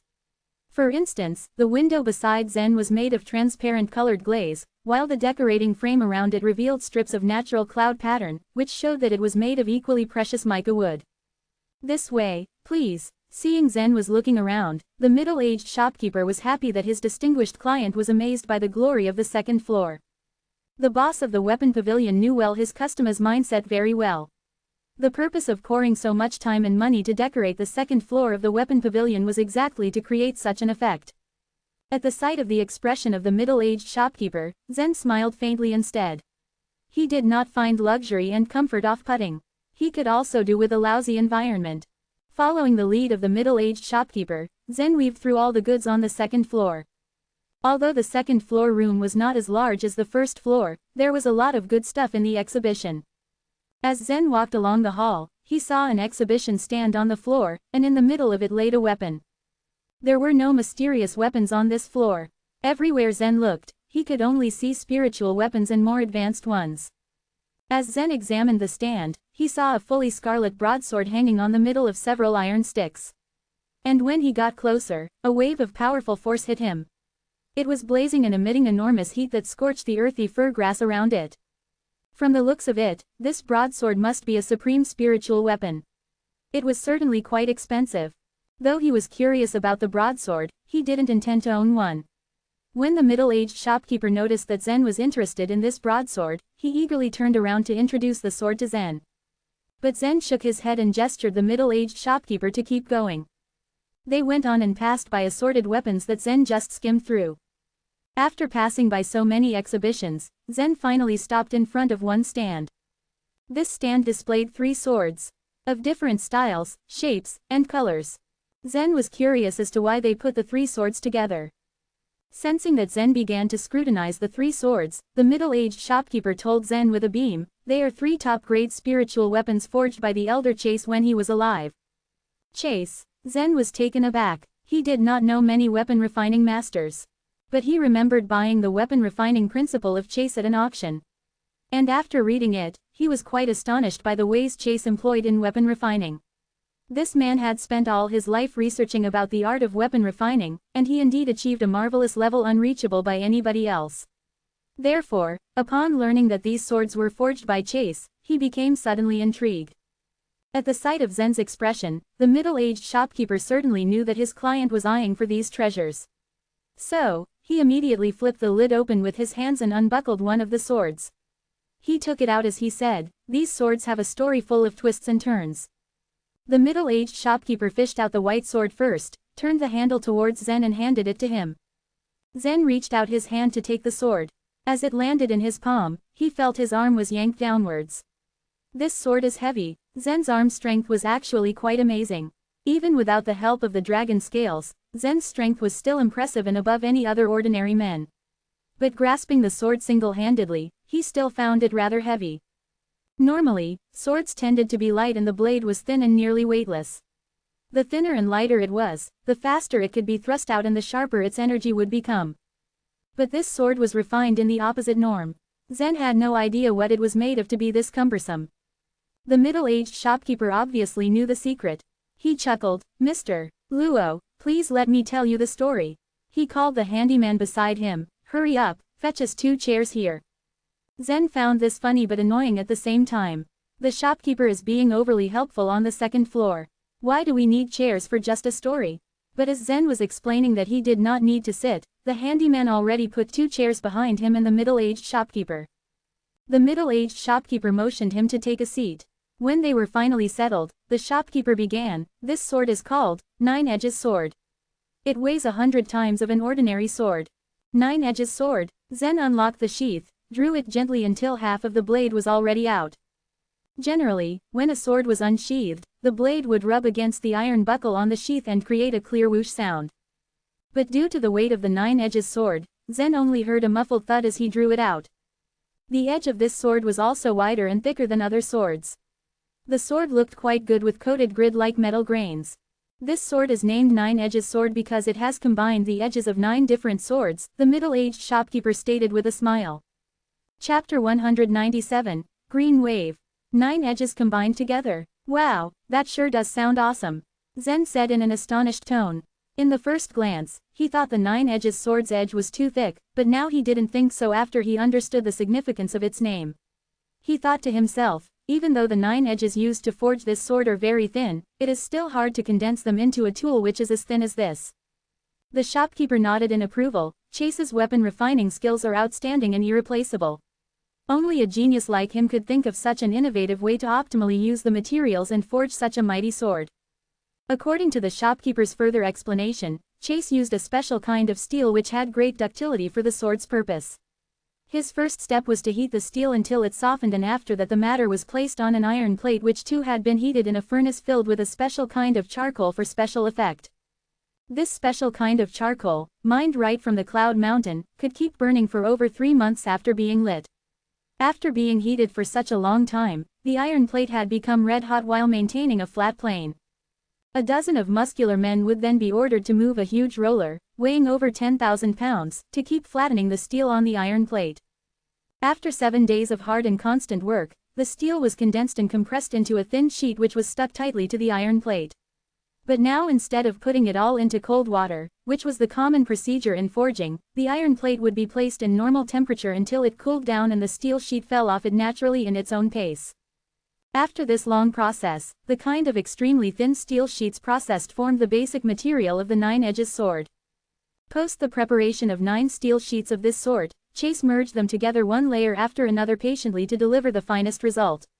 Each time he merged 2 layers of the steel sheets, he would add a concoction of different special materials and employed his special refining method, which was a well-kept secret from the world. It was a tedious process which required great patience, strength and determination. After the steel sheets were all merged together, they would be put into a smelting furnace, and using the fire generated by the weapon refiner's life energy, they would receive the final refinement. During this process, the weapon refiner added the heavenly essence into the weapon to further strengthen it, giving it a special nature of its own. In fact, Chase's way of forging the 9 Edges sword was well known to the public. Even so, with such knowledge, no other weapon refiners was able to repeat the process with the same skill set to produce a masterpiece. It was said that even the weapon refining master at the Burning Sky Palace tried his hands at making a weapon on the lines of the 9-edged sword. But he too failed to merge all of the 9 steel sheets together and was only able to produce an incomparable, 8-edged sword. I didn't expect for this mighty sword to undergo so many processes and require so much effort to reach perfection, Zen spoke out honestly as he fully pulled out this sword from its sheath and waved it with vigor in the air. He appreciated the details and perfection of this weapon. Because of its heavy weight, it could generate a greater power as its user cut through his enemies with it. On the other hand, its user could also employ it as a sword to stab his enemies and perform swordplay if he had great strength to wave the tool smoothly. Despite its powerful features and magnificence, yet there is just one small problem about this weapon, the shopkeeper said as he took a heavy deep sigh expressing his disappointment. Oh really? Zen asked immediately with dripping curiosity. This weapon seems perfect owing to its grand appearance and appealing functions. What is the imperfect part it conceals so well? The shopkeeper answered with a sorry look. Actually, Chase was attempting to forge a 10-edged sword at the very beginning. However, he failed right at the last step. Had he succeeded, this weapon had the capability to have been a fairy weapon. Oh, now I understand it. Zen stared at the weapon in his hand quietly, almost like he was studying the details. It was already an extraordinary achievement to merge 9 layers of steel sheets together, and it must be much harder to add just this last one layer. The shopkeeper regained his smile and said, nonetheless, as a spiritual weapon, the 9-edged sword too is the best among other swords of the same rank. Are you interested to own it? Zen pushed the weapon back into its sheath delicately and said, before I make a decision, I want to have a look at the other 2 swords here. There were still 2 other weapons in the showcase which Zen decided to examine carefully before he finally decided on one. Okay, I totally understand that you need to examine and analyze each carefully before you find a suitable spiritual weapon for yourself, the shopkeeper said as he took out the second sword carefully and handed it to Zen with a warm smile. This sword was a unique beautiful green color including its hilt and sheath. It seemed to be made of jade. Compared to the 9-edged sword, this green sword was on the other end of the spectrum in terms of appearance. While the 9-edged sword was extremely heavy which would intimidate those with poor strength who would struggle even to wave it, whereas this sword was almost as light as a feather, and Zen felt no strain on his hand when holding it. This sword is called Green Wave. It is another high-level weapon among the spiritual weapons. Like the other 2 swords here, it was made by Chase during his late experienced years. At that time, he had nearly exhausted his talent, but he still tried to challenge himself and wanted to produce another fairy weapon. A weapon refiner's basis for distinguishing himself from the others as a master creator was the fact that he was able to produce a fairy weapon. This was an unwritten rule in the eastern region for the past thousands of decades. Brady, the weapon refiner from the Wong family, Chase, and the weapon refiner at the Burning Sky Palace were all called weapon refining masters because each of them had managed to make a fairy weapon using their special skills and knowledge. But what distinguished Brady was the fact that he had only produced 2 fairy weapons during his past lives, but that was enough to make his mark in the world. As for Chase, he was far better known and respected than Brady because he had made 13 fairy weapons altogether, putting him in a different league altogether. Even during the entire course of the Eastern region's long history, he was the only weapon refiner who was able to make such a significant achievement, leaving a legacy. All of those 13 weapons were finished at his peak. He did try one last time to make another fairy weapon during his late years, but he had already run out of his great talent. These 3 swords in front of Zen were Chase's last attempts at making a fairy weapon during his final days. He exhausted the remaining inspiration and strength to make these 3 swords before he eventually died. Some strongly believed that he would have lived for several more years had he not exerted himself. Zen pulled the sword lightly, and the sharp edge of the sword popped out of its sheath. It was that light and fast. Sheeing. VZZZZT. The green edge kept shaking, almost emitting strong vibrations, after it was pulled out of the sheath. Its ringing sound carried itself to the entire space around them, and it sounded refreshing and pleasing as a fairy playing a zither. Zen lifted the sword and observed its movement casually. Its thin edge was so crystal clear that he could see through it. Everything he saw through this weapon was tinted green. It's a good sword, he praised as he admired the perfect piece of weapon. Zen had a somewhat broad knowledge of weapons because he had visited the weapon house in White Emperor City, not to mention the Fairy Palace too. Even so, he couldn't help but feel amazed at the brilliance and slender nature of this beautiful sword. The shopkeeper smiled as he spoke out, "It surely is. Its raw material is the wings of the golden cicadas which give its color and strength." The golden cicada was one of level 7 beasts. It was almost as rare as the fire scorpion lion, which was a little higher up the rank. Evidently procuring golden cicada's wings was not an easy task, but it was even harder to make a sword with them. The golden cicadas had very hard and sharp wings which could easily cut through iron and leave a lasting mark. However, the wings couldn't be used directly to make weapons. One reason was that they had poor ductility due to their great solidity. Aside from that, the wings could only maintain their supernatural power when they were still on the cicadas, alive bodies. Once they were removed from the cicadas, the wings would lose their energies and soon become fragile almost instantly. After a short time, they would easily break apart just upon being touched, so that they couldn't be used to make a weapon. Owing to this very reason, the hunters needed to get the golden cicada's blood and immerse the wings in it. After that, they had to rush back to the capital of Burning Sky Empire and hand the materials to Chase, who would then use his knowledge and special method to preserve the wings. In this way, the ductility and potence of the wings were balanced to the highest extent possible. Although Chase failed to make the green wave into a fairy weapon, it is one of the best weapons among its rank. Its power and quality are extremely close to an actual fairy weapon. The shopkeeper said with excitement as his face beamed with pride. Zen held the sword with a tight grip in his hand and casually waved it in the air. Although he mainly learned about the purple light fist instead of any swordsmanship, he still had some basic skills of using a sword because it was a required course for every warrior. His swift motion was smooth and sharp as he performed a set of swordplay with the green wave. He could feel that the edge of this sword was quite different from a metal weapon. After all, its material was taken from a living creature, and there were numerous tiny spaces among the dead cells. Zen tried to inject his demonic life vitality into the green wave, and the sword was immediately filled with his energies. Under the influence of his great power, the green sword turned into a color of deep purple. "Mr. Luo, how do you like this sword?" asked the shopkeeper, trying to get an impression of his first thoughts. Zen nodded lightly. "It's really a good weapon. I want to know about the prices of the 9 Edges sword and the green wave respectively." The shopkeeper pointed at the 9 Edges sword as he answered, "Although these two swords are both high-level spiritual weapons, they differ a lot in their prices owing to their distinct properties.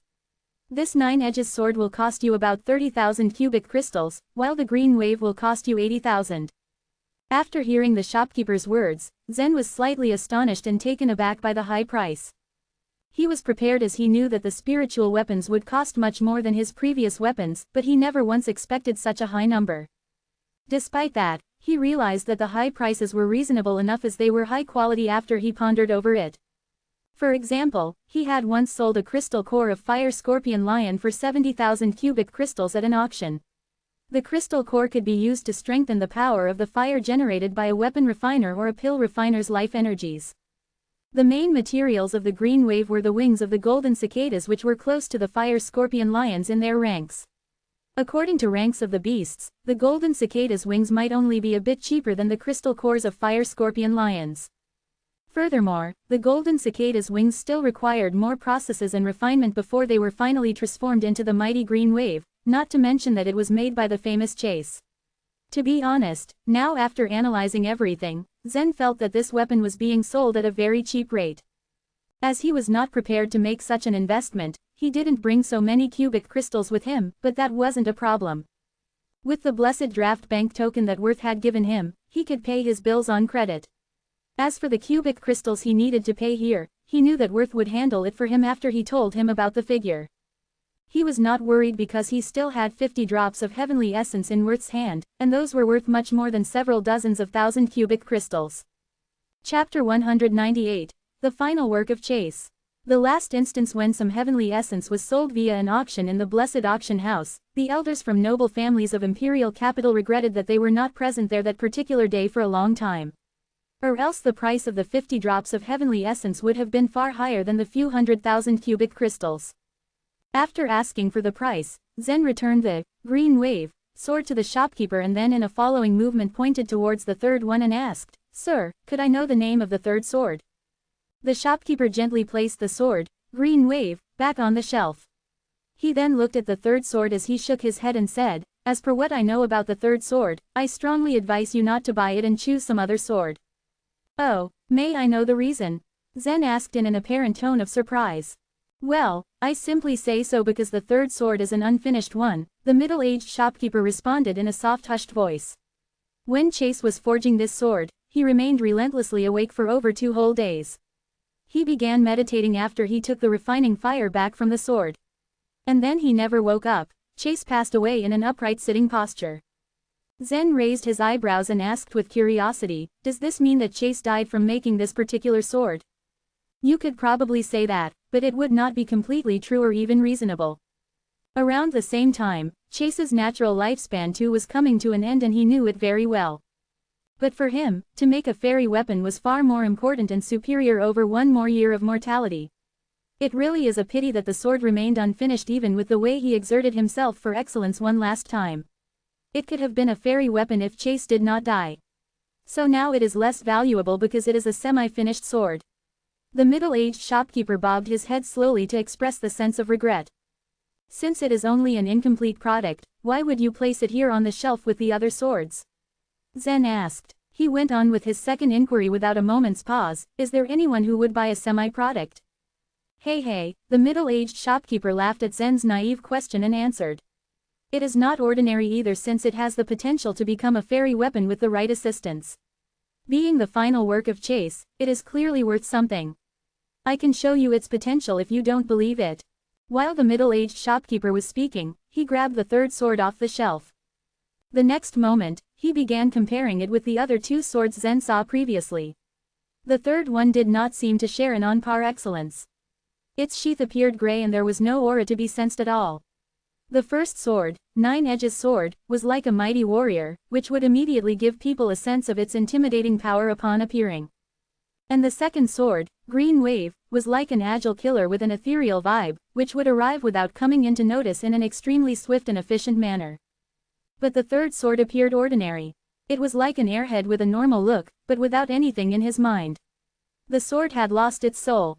The middle-aged shopkeeper then pulled the sword out of the sheath. It was almost finished. When Zen's eyes focused on the edge, he raised his eyebrows without even realizing it. The sword's edge was extraordinarily sharp. He could just sense the sharpness by looking at it. Except for the edge, all other parts, including the sword body, the handle and the sheath, seemed to be gray with grime. This sword is nearly finished. Chase passed away before the last final procedure, which is the most important and crucial to make a weapon. And that is condensation, the shopkeeper spoke out. As he stroked the sword, he went on, condensation is to give the sword power with heaven's derivative principle the weapon refiner learns so that the sword can have its own soul. And also because of this, weapon refiners can make all kinds of weapons, and the weapons can be thereupon divided into different levels. We put the unfinished sword here on display, just hoping that some fated weapon refiner would buy it and take it to its destiny. Condensing depends on the weapon refiner's understanding of heaven's derivative. But each weapon refiner has his own understanding of heaven's derivative and it is different from person to person. If an ordinary weapon refiner bought it, the result of condensing would probably be not good enough for the sword. So the sword may become only a mysterious weapon, isn't it? Zen enthusiastically questioned again. The middle-aged shopkeeper agreed as he nodded, well, you're right. We only list the price 10,000 cubic crystals. If a weapon refiner has deep understanding of heaven's derivative, the sword may turn to a fairy weapon. He can then sell it at the price of 1 million or several million cubic crystals. But over many years, several weapon refiners have seen the sword, but none of them can be sure to succeed. Condensation needs the weapon refiner's understanding of heaven's derivative and he needs to condense it into the weapon. How about directly filling the sword with heavenly essence? Zen blurted out yet another question. Ha ha ha, the shopkeeper laughed loudly upon hearing Zen's words and continued, heavenly essence is the essence of heaven's derivative. Of course it will be better than the original method. Why don't they buy the sword and fill it with heavenly essence directly? Zen was still puzzled. That is a good question. First, heavenly essence is very expensive, and people usually can't buy it even they have many cubic crystals. Second, the sword is an unfinished weapon. Who knows how much heavenly essence it would need? It is a hit and missing process depending on skills and knowledge of the subject. Let's assume it is a fairy weapon. It can't become a fairy weapon without dozens or even hundreds of drops of heavenly essence. Moreover, a weapon refiner can strengthen a finished high-level spiritual weapon. It will be a better choice and it also will definitely guarantee a good result. The middle-aged shopkeeper replied confidently. Oh, I see. Zen understood the entire concept. Heavenly essence is so precious that even people with lots of cubic crystals can't buy it, as there have been only a few sellers of it for a long time. And if a weapon refiner obtains heavenly essence, he would rather strengthen a spiritual weapon. High-level spiritual weapons are available for some people and they have been very familiar with their spiritual weapon. So it is reasonable to strengthen their spiritual weapon into fairy weapon directly rather than invest in this unfinished sword which may require an unsure amount of essence. But this sword fits me well. I have an abundance of heavenly essence. Even though I haven't learned all the weapon refining skills, the procedure of condensation is not difficult for me. I can surely give it a try. Zen was deep in thought for a long moment before he suddenly smiled and said to the shopkeeper, I will buy this sword. What? The shopkeeper didn't believe his ears. Did you say you wanted the third sword? Zen nodded and replied in a serious tone, yes, I choose this sword. But, the shopkeeper hesitated, realizing what Zen requested. In fact, the shopkeeper didn't tell Zen the entire story. The sword actually should not be sold, as Chase had pinned his dying hope on the sword. The middle-aged shopkeeper still remembered what Weapon Pavilion's boss told him. If there was really the person who could successfully turn the sword into a fairy weapon, the sword would be rewarded to him for free. Sensing the shopkeeper's hesitation, Zen felt strange and he asked, is there any problem? Isn't the sword's price 10,000 cubic crystals? Do you request a higher price? No, that's not the case. The shopkeeper shook his head immediately upon hearing Zen's question. It's not that. Let me tell you the truth. The Weapon Pavilion did not put the sword here for sale. What we really hope is to find a weapon refiner who could finish it. If someone really can do it, we will let him have the sword without any charge. But, the shopkeeper looked at Zen from top to bottom with a shocked look. Zen did not look like a weapon refiner even in his wildest dream. Oh, I see. What if I insist on buying this particular sword? Zen asked curiously. Well, you can actually buy it. Such a crucial deal could not be turned down or even be handled by the shopkeeper. So being undecided about this sword and lost in thoughts, the shopkeeper said, I have to ask my boss about it. Could you please wait here for a minute? After Zen nodded and agreed to wait patiently, the middle-aged shopkeeper hurriedly rushed to a corner on the second floor. Zen sat there waiting quietly and patiently, just curious about the outcome. He began wondering who the boss of Weapon Pavilion was. Within a few minutes, the shopkeeper returned in a hurry and said, Mr. Luo, our boss wants to meet you. Could you please follow me there right away? Zen got up instantly. The middle-aged man then grabbed the third sword and led Zen forward. Soon they walked to the corridor's end and wended up at another staircase. They went up and finally reached a giant red door. The shopkeeper knocked on the red door ever so lightly, prompting a woman's voice coming from the other side, come in, please. As the boss of Weapon Pavilion a woman? Zen wondered with awe. Without hesitating for a moment, he followed the shopkeeper in. Upon entering the room, Zen spotted a chair covered with a white tiger's skin. A woman sat on the chair in an entitled and regal manner. At the end of the wall was a fireplace, flashing sparks and blazing flame. The woman was extremely beautiful and elegant. Her hair was pulled back into a bun at the back of her head. Her skin was a little tan, which accentuated her beauty in a different way. The woman leaned against the tiger skin's head, with one hand supporting her cheek graciously. She was looking in the door's direction. Although it was winter now, she didn't wear many clothes, nor did she wear shoes. Most of her skin was exposed, making her appear tough. The shopkeeper lowered his head in respect and fear the moment he entered the room without even looking at the woman once. Zen raised his eyes and looked right at the woman. Suddenly, just as he looked at her, he felt stimulated and his heartbeat quickened. It seemed that he was controlled by the woman spiritually and physically. All of a sudden, he felt a thirst grow in his body and a sprawling heat. It must be a kind of flirtation skill. Zen soon realized it. As he understood that all his reactions were abnormal. There were some women in the world who could master the skill of flirtation perfectly, while some other women could cultivate themselves to use flirtation soon after they were born. Some high-level flirtation even could be used in fighting as a means to distract people. And what was more, someone could even control her opponent with just a look, making him to surrender without putting up a fight willingly. Whether the woman's flirtation was gifted or practiced was not important. In fact, Zen didn't mind it at all. But he knew for sure that he had been influenced by her. No wonder the middle-aged man dropped his head at once upon entering. He probably knew that his boss had a high-level flirtation skill. After all, flirtation, just like some illusion, was to control people's mind by misleading them and reading them. If one had a strong soul, he would not be naturally controlled by flirtation. Zen blinked his eyes and soon his mind turned blank. With his ability of forgetting himself, the woman's flirtation had no influence on him at all. So he recovered within a second. Chapter 199, Sword Granting. The woman yelled in cracking hoarse voice dripping with shock. She least expected that Zen would have the patience to withstand her flirtation. And what surprised her more was his thorough resistance, and finally she felt powerless in front of him. It was a common sense that flirtation was a fighting tactic that worked mostly on men at younger ages. When they hit puberty, they were evidently attracted to the feminine nature the most.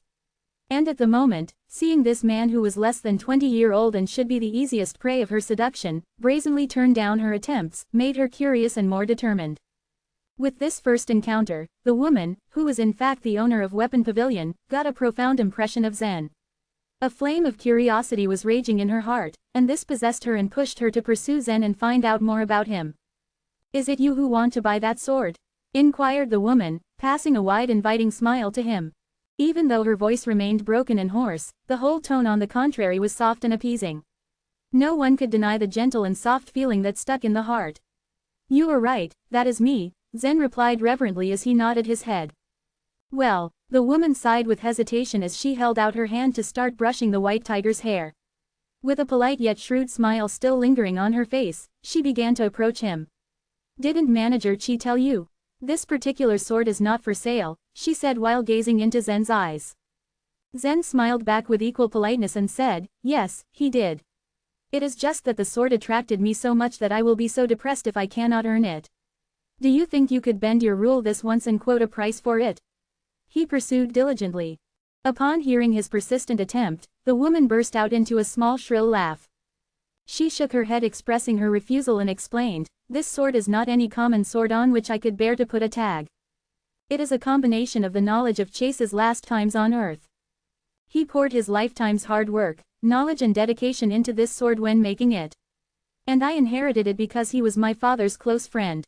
And according to his will, I am not allowed to sell it to anyone unless someone would be able to refine it into a fairy weapon, and in that case, the sword could be awarded with no charge at all. So right now, there is no point in mentioning any price if you have no ability to fulfill Chase's last wish." After hearing her long speech, a small contemptuous smile appeared on Zen's lips. "What if I possess the ability to refine it into a fairy weapon? Then will you do as you just promised? Will then give it to me for free?" he asked, with a determined and confident light shining in his eyes. His confident aura grabbed the elder shopkeeper's attention, who had been intently listening to their conversation the entire time. He lifted his head and scoured Zen from top to feet, wondering if he was just exaggerating about his ability or did he really possess such a faculty. From his first impression and glimpse at Zen upon his entrance into the shop, he had the faint feeling that Zen could not possibly be an ordinary person. And right now, he was surprised and amazed more than ever. Even though he had so many questions about Zen, he did not dare to vocalize them because his boss was present in their company. So he lowered his head yet again and waited for their further conversation with full concentration. The woman pulled out a handkerchief from the pouch under her dress and started laughing enchantingly as she covered her mouth with the hanky, which had delicately dyed roses all over it. "What a funny person you are, sir. You are not even a weapon refiner, and not to mention you have no fire in your body, yet you are confident that you have the ability to refine it. So what instills such confidence in you?" she asked in a rather firm mocking tone. When it came to condensing weapons, fire was not the essential element in the whole process. However, it went without saying that anyone who had the ability to condense weapons must be a weapon refiner. From the moment she laid her eyes on Zen, the woman noticed that it was the life vitality that Zen was practicing, not the fire. In other words, Zen was not a weapon refiner at the moment. And that was the reason why the woman doubted Zen's ability to refine the sword into a fairy weapon. "I am afraid I cannot agree on the point you tried to make," retorted Zen, exhuming confidence. "It is true that I have not reached the level of practicing fire at the moment. But who said that you have to use fire in your body to refine a weapon? There can be another kind of fire that can be used to refine weapons as well. Am I right?" he asked with a certain degree of arrogance on his face. The woman sighed helplessly at his audacity. Zen's confident words intensified her impression that Zen could not be a weapon refiner, or more accurately, she was almost positive that one could not high up to weapon refiner's level at such a young age. She felt Zen was just bluffing and flaunting in front of her as many youth of his age commonly would. Gradually, a strong desire to expose his lie arose in her mind. Well then, if you are so certain that you could refine a weapon, then show me what you have got. Right after saying that, the woman's face instantly turned to firm, serious look as she snapped her fingers. As the loud sound resonated and echoed in the air, the fire that had been blazing wildly in the furnace now began to dwindle. And before anyone could realize what was happening, the fire diminished into a bird-shaped flame and flew out from inside. Fire spirit, Zen cried in wonder beholding the sight before him. Actually, when he entered the room and saw the fire the first time, a strange, odd feeling came across his mind and he felt the fire seemed different than the usual fire. But the idea never occurred to him that it could indeed be a fire spirit. Only very special fire contained a fire spirit in it. According to legend, the fire spirit originated in an ancient clan. There was story which said that with the continuous years of disaster and drought, the clan's elder invited a witch to disperse the bad omen that people believed to be the reason of their hardships. And from that time on, they set up a giant furnace and kindled the fire obeying the witch's spell. And henceforward, the clan only grew wealthier and stronger, and began to expand their territory. They then became the largest and the most powerful clan in the eastern region. And the fire that lit in the furnace had never been extinguished from the first day till this day. It became the most holy and divine symbol in the whole clan which kept their hopes and dreams afloat. After the fire had burned for over 1,000 years, a living spirit came out of it eventually, and it was never easy for people to see a fire spirit rising from any kind of fire despite of how long time it had burned.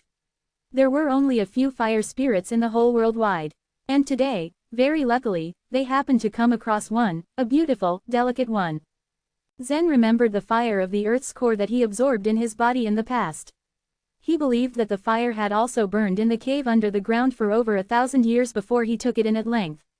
But even that fire did not possess the capability to produce a fire spirit. As Zen was lost in his line of own thoughts wondering about the fire spirit, the woman broke the silence and resumed speaking. I don't like my time to be wasted. You better be as strong as you claimed. So now it is your show time. Evidently, her tone carried a hint of mockery and despise. As they stood there, challenging Zen in the confirmation test, the fire spirit flew around them with its golden, radiant body circling above as if it was a rainbow that fell upon them, creating a beautiful sight to behold. Upon sensing antagonism in the atmosphere, the bird flew down and rested in the woman's palm. Tilting its head sideways, the bird watched Zen with its clean, golden eyes and chirped as if it could read its owner's mind, and it too was terrorizing Zen. Despite the test, the woman herself attracted Zen's attention all the more. He never once expected to come across such a mysterious, powerful woman with a fire spirit in her possession in the imperial capital. Who could she possibly be? How has she hidden in Weapon Pavilion for so long without no one ever noticing her capability and strength? Although she looks merely 20-year-old, but seeing the fire spirit acting so docile towards her, she could never be a common citizen. And moreover, how am I unable to detect her strength as I have always been able to with other people? Such an extraordinary person who owns a fire spirit.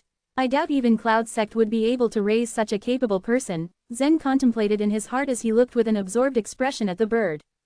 Nonetheless, Zen was exceedingly confident about his ability to display his fire in front of the mighty woman. He smiled vaguely and inquired, so your proposal means that, if I could show you the fire, then you will give me the sword without any other strings attached. The woman smiled again and shook her head to express disapproval. It wouldn't be that easy. You first need to prove yourself, and that does not mean that you simply need to show me your fire. You know Chase, right? You don't really expect me to disappoint him, do you? If what you are going to display is just an ordinary fire, then I am sorry, you are not qualified and worthy, and I am not allowed to give the sword to you. Who knows what you will refine the sword into when you have no capability at all? Maybe a top-grade spiritual weapon, or maybe your ability only allows you to refine it into a medium-grade spiritual weapon. If that is the case, I will fail Chase and his entire life's hard work and effort will vanish into thin air. That is the last thing I want, she said, staring right into Zen's eyes. A contemptuous smile came across Zen's face. He walked up to Manager Chi, who had been intently listening to their conversation, and politely requested, I am sorry, can you excuse us for a few minutes?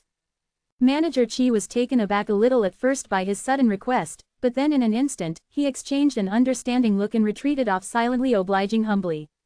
After being in business for so many years, he clearly knew that as much as he was filled with curiosity and eager to find out about Zen's true capability, comparing to his own pure curiosity, business always came first. After Manager Chi left the chamber and the door was closed, the test officially began. Zen closed his eyes and started to make a connection with the giant furnace in his mind. Within a short moment, a flame of black fire came spitting out, right from the middle of his brows, and began floating about in front of him. It was evident that this fire would create a rise in temperature or even bring heat to the surroundings. And it was not easy for any kind of fire to withhold its heat inside. Even the fire spirit, though it had contained most of its heat inward, was not able to restrict it completely. It was just because that woman was an extraordinary person who could prevail over heat, then the bird could be able to rest in her palm without burning her. Otherwise, she could have suffered serious burns just by being so close to the fire spirit. However, to their astonishment, the fire that Zen summoned out from his body was in complete dark color, exhibiting no sign of heat inside. It was as if a small phantom was floating, swaying around them and was trying to send across a message. Within seconds, the black fire not only terrorized the woman, but also horrified the fire spirit. The moment the black fire came out, the fire spirit started to react in a rather odd manner with weird motion that the woman had never seen it exhibit before. Apparently, it had encountered a strong and powerful opponent this time. Its body began to shiver, its feathers all erected up, and flames of fires ejected from its mouth. For a moment, the woman stood stone cold there in perfect silence. In her heart, she sensed the strong and profound power of the black fire swaying in the air between them. Her mind contemplated over the situation that she was caught in. She lost confidence that her fire spirit could power over the mysterious and rather cool black fire. Once the fire spirit sensed its owner's fear, the terror in its heart intensified and it suddenly stopped emitting fire from its mouth. Then in an instant, he flew off and circled in the air for a few turns with hastened and tense flapping wings before finally swooping down and hiding back in the furnace again. "This fire that you summoned out?" The woman started speaking rather discreetly as she asked, "Is it a fire spirit?" Upon hearing her inquire, Zen did not answer at once. Instead, he watched his black fire that circled around in the air for a few more moments. And then again, he closed his eyes and recalled it back into his body. As the fire spirit had already admitted its inferiority to his black fire, there was no need to have the black fire wandering around any longer exemplifying his power. In all honesty, Zen did not have absolute control over the black fire at the moment. It came out partly because it was hungry and tried to find some prey. The black fire had a wide-range choice for food. In addition to its choice of devouring weapons, other fires could also be its food. But after all, a fire spirit could never be a prey that it could often see, let alone get. Seeing the living, delicious fire spirit sitting across, it had been waiting eagerly to rush to his battle. However, to its disappointment, before it could chase after the fire spirit, Zen had already ordered it back. The black fire had no choice but to obey him, as Zen's body was its home that it must inhabit peacefully.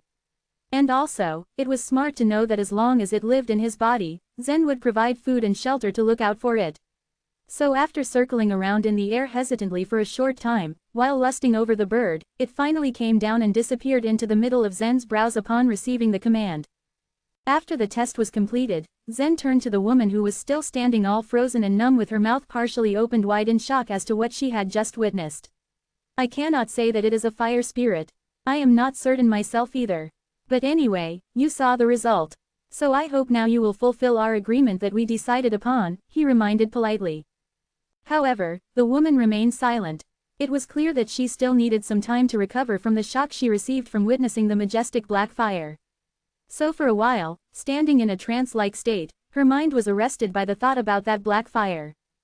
In the past, she had encountered a number of different fires and fire spirits. But nothing she had seen could even compare to this one, and part of the shock came because she least expected to see it coming from this young man. According to her vast experience and knowledge about fires, it was not the disruptive strength and ability of releasing heat that defined their capability. On the contrary, it was the ability to introvert its heat inward that defined their power. The cooler, the stronger. If a fire spirit had the ability to fly close over the wood without igniting it, then it was considered a strong and powerful fire. The black fire that she witnessed did not emit any heat. It might have sealed its heat so perfectly that it looked like a flame-like creature instead of a flame itself. Then again, having this indescribable ability to conceal all of its heat which was supreme, how really powerful could the black fire be? No one knew for sure, not even its owner Zen. He just knew that so far, there hadn't been a single thing that the black fire could not destroy. Even those upper-scale mysterious weapons that were made of the hardest material in the world, it could just as easily scorch them and dissolve them into heavenly essence before enjoying it. In its eyes, everything was just as soft and weak as candles and it could just easily make them his food. The silence in the room prevailed. The woman glanced at Zen with a rather pensive look for a moment before she finally resumed, "You just proved that you have a special fire, although I am not sure that if it is a fire spirit or what. But anyway, the main question is, how are you not a weapon refiner?" A look of doubt appeared across her elegant face. "I admit I am not a weapon refiner." Zen smiled in a meek manner and continued, "However, I am very positive that I will be a weapon refiner one day. And I strongly believe that the day will come very soon. And I am pretty sure that I have the ability to refine this sword into a fairy weapon. So do trust my abilities." His voice was infused with irresistible determination. It was true that Zen hadn't been able to accumulate all the skills required to be a weapon refiner yet. But the major point of the entire thing was, he had now gathered more heavenly essences than any other person. And everyone knew that heavenly essence was the critical element in the process of refining weapons. But what seemed funny was now a young man with no weapon refiner's degree or any relevant experience was claiming that he could refine Chase's final work into a fairy weapon. This idea would have inevitably been mocked and teased if this woman had not witnessed his black fire with her own eyes just a few moments back. With her original hope to unmask his lie, now the woman began to hesitate over her decision. She never once considered that she would have to part with the sword. She started to believe that Zen could not be an ordinary, common person with the abilities he just showcased. He seemed to have a more depth of mystery than she thought he possessed. She recalled the words her mentor had always said when he was alive. "When could we have a talented person in Eastern region? I am afraid I could not live that long to see one rise." A strong, vivid feeling struck her heart that maybe the time that her mentor had always longed for had now finally come, and Zen might be the person that her mentor referred to. And if that were true, there was no other option for her but to hand the sword out. She had to give it a shot and let loose of it now that she had gotten a glimpse of how powerful Zen was. With a gentle smile she consented, "Of course I will keep my promise." And without any delay and hesitation, she snapped her fingers and motioned the storekeeper to come in. After the man had entered, she ordered, "Manager Chi, grant the sword to this gentleman." Manager Chi was taken aback upon hearing her request. He did not move at once, wondering if he had heard her wrong. He was confused as to what happened when he left just a moment ago. After all, the sword was the most precious thing that she had ever kept in so many years after Chase's death. Although this young man looks extraordinary and seems to possess some special talents, is he really competent enough to earn that sword? He contemplated with a look of awe. Noting his concern, the woman explained to clarify his mounting doubts, "He has passed the test. So I need to keep my promise and reward the sword to him." She seemed to have made up her mind. There were no way around it. After receiving the clear direction from his boss, Manager Chi came out from his trance and gave the sword to Zen. After receiving the sword from Manager Chi, Zen cupped his hands in front and bowed slightly to show his respects and gratitude to the woman for granting the sword. The woman nodded her head and said in an absent tone, "Well, I didn't grant you the sword because I thought you were the best option I saw. It is just that there hasn't been an exceptional weapon refining master in Eastern region for many years now. I once wanted to give it to Brady and the other master, but they both refused. I am not sure how much longer I have to wait to find another distinguished weapon refining master. Leaving it here is just wasting time. I can see that you have got some power, talent and determination in you. If you are really sure about your abilities, then you can give it a go. Like what Chase wrote in his will, everything has its fate, the sword will choose the right person when the right time comes. You liked it at your first glimpse, maybe you two were destined to take this journey together." Zen nodded with gratitude and thanked her once again before taking his leave. On his way back, he was filled with excitement and happiness. He was anxious to find out what kind of weapon he could refine it into using his heavenly essence and strength. Meanwhile at the weapon pavilion, a small argument was sparked between Manager Chi and the woman. Unlike the subservient look he displayed earlier, Manager Chi now stood upright and frowned at the woman as he accused her, "What have you just done? You disobeyed our original rule, are you aware of that? His voice was strong with protest and disdain. With a careless shrug, the woman shook her head absently. Her eyes averted to the furnace in which her fire spirit was still trembling in utter fear caused from seeing Zen's black fire back then.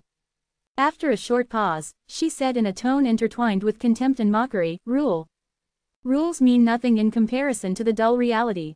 When was the last time you saw a talented master in the whole eastern region who had the capability to make a difference? I think I have lost track also now. Maybe there was one, the one who has been imprisoned mountain and there is no way to escape at the moment. Now the situation has got worse and messier. I am afraid if this turmoil goes on any longer, the whole eastern region will break down eventually and become an unknown, stark place that no one would like to come to." Manager Chi shrank back with shock as he accepted what just happened. Much as he had been choosing to neglect the reality, he knew in his heart that the atmosphere in eastern region was becoming tense and uneasy. What she was saying was true, and with that he decided to be silent. But no matter what, giving such a precious sword to such a young man still seemed like a slack and reckless decision. But that young fellow is just a... He paused, not knowing how he should express Zen's level properly. His face was drowning in a confused and querulous look. Just a what? A nature creature. So far, I have never been wrong at predicting people's future and judging their character. He might be just a nature creature at the moment, but I don't believe he will be at Cloud Sect forever.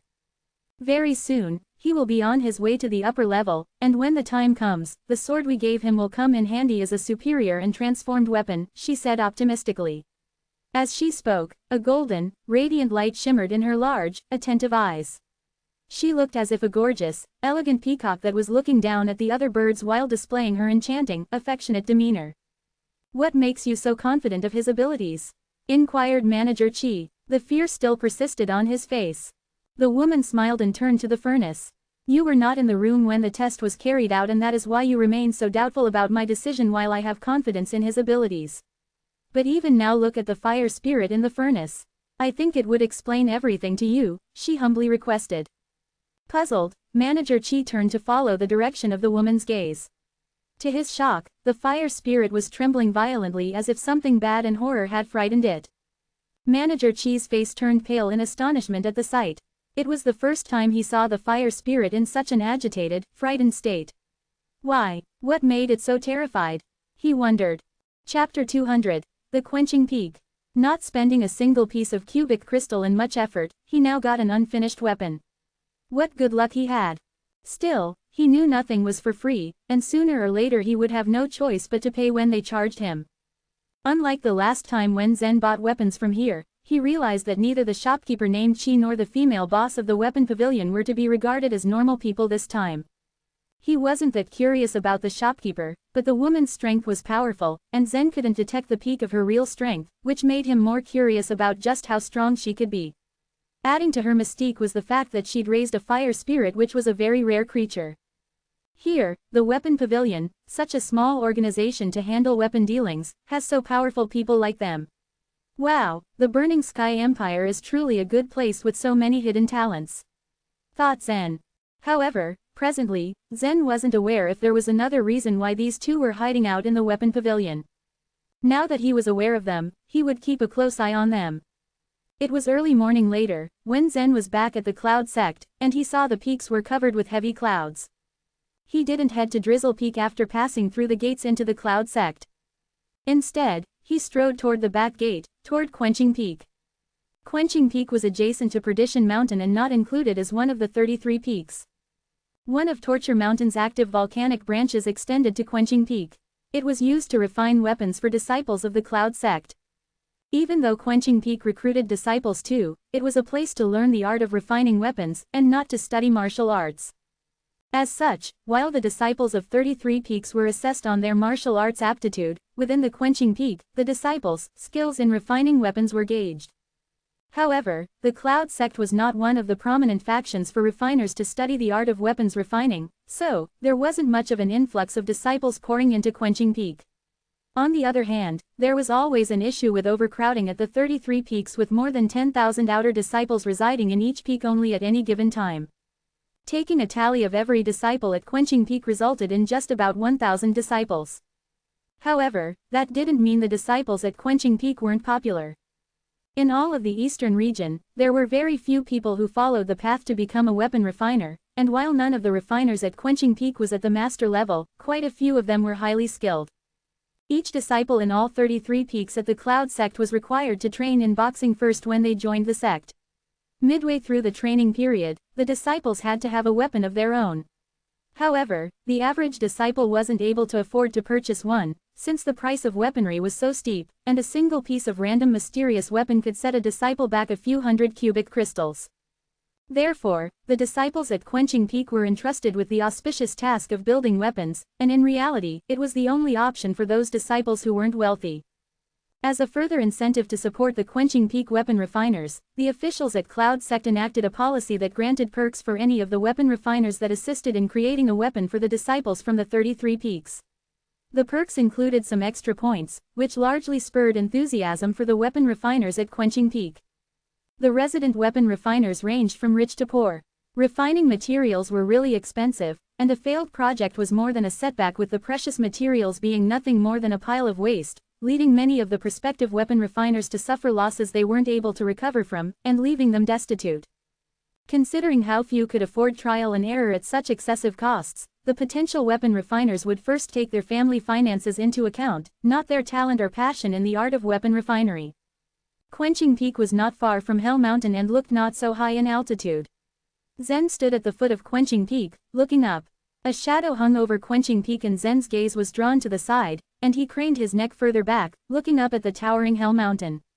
Standing in the shadow of mountain, people thought Quenching Peak resembled nothing more than a hill. Zen noticed a plume of black smoke, steadily rising from the Quenching Peak, which indicated the disciples were busily honing their refining skills. Throughout the tempering process, they had to maintain control to keep the core temperature of the fires within the furnace so the heat would be uniform. The thick, black smoke produced rising into the air now indicated that some disciples were not having a good control of the fire temperature. If the fire temperature in the furnace was controlled properly, then soon the materials being refined in it would be burned completely, the fires would be extinguished, and no more smoke would rise up into the air above. Walking along the flat, lower path leading up Quenching Peak, Zen soon saw the many buildings sporting identical roofs. Regardless of how long he had been in the Cloud sect, it amazed him to see such distinctive steel and stone buildings. He was also left slightly in awe when he reached the top, and the first thing he realized was that not even a single building was made of wood. When he walked up the peak, he asked himself, why aren't there any wooden houses here?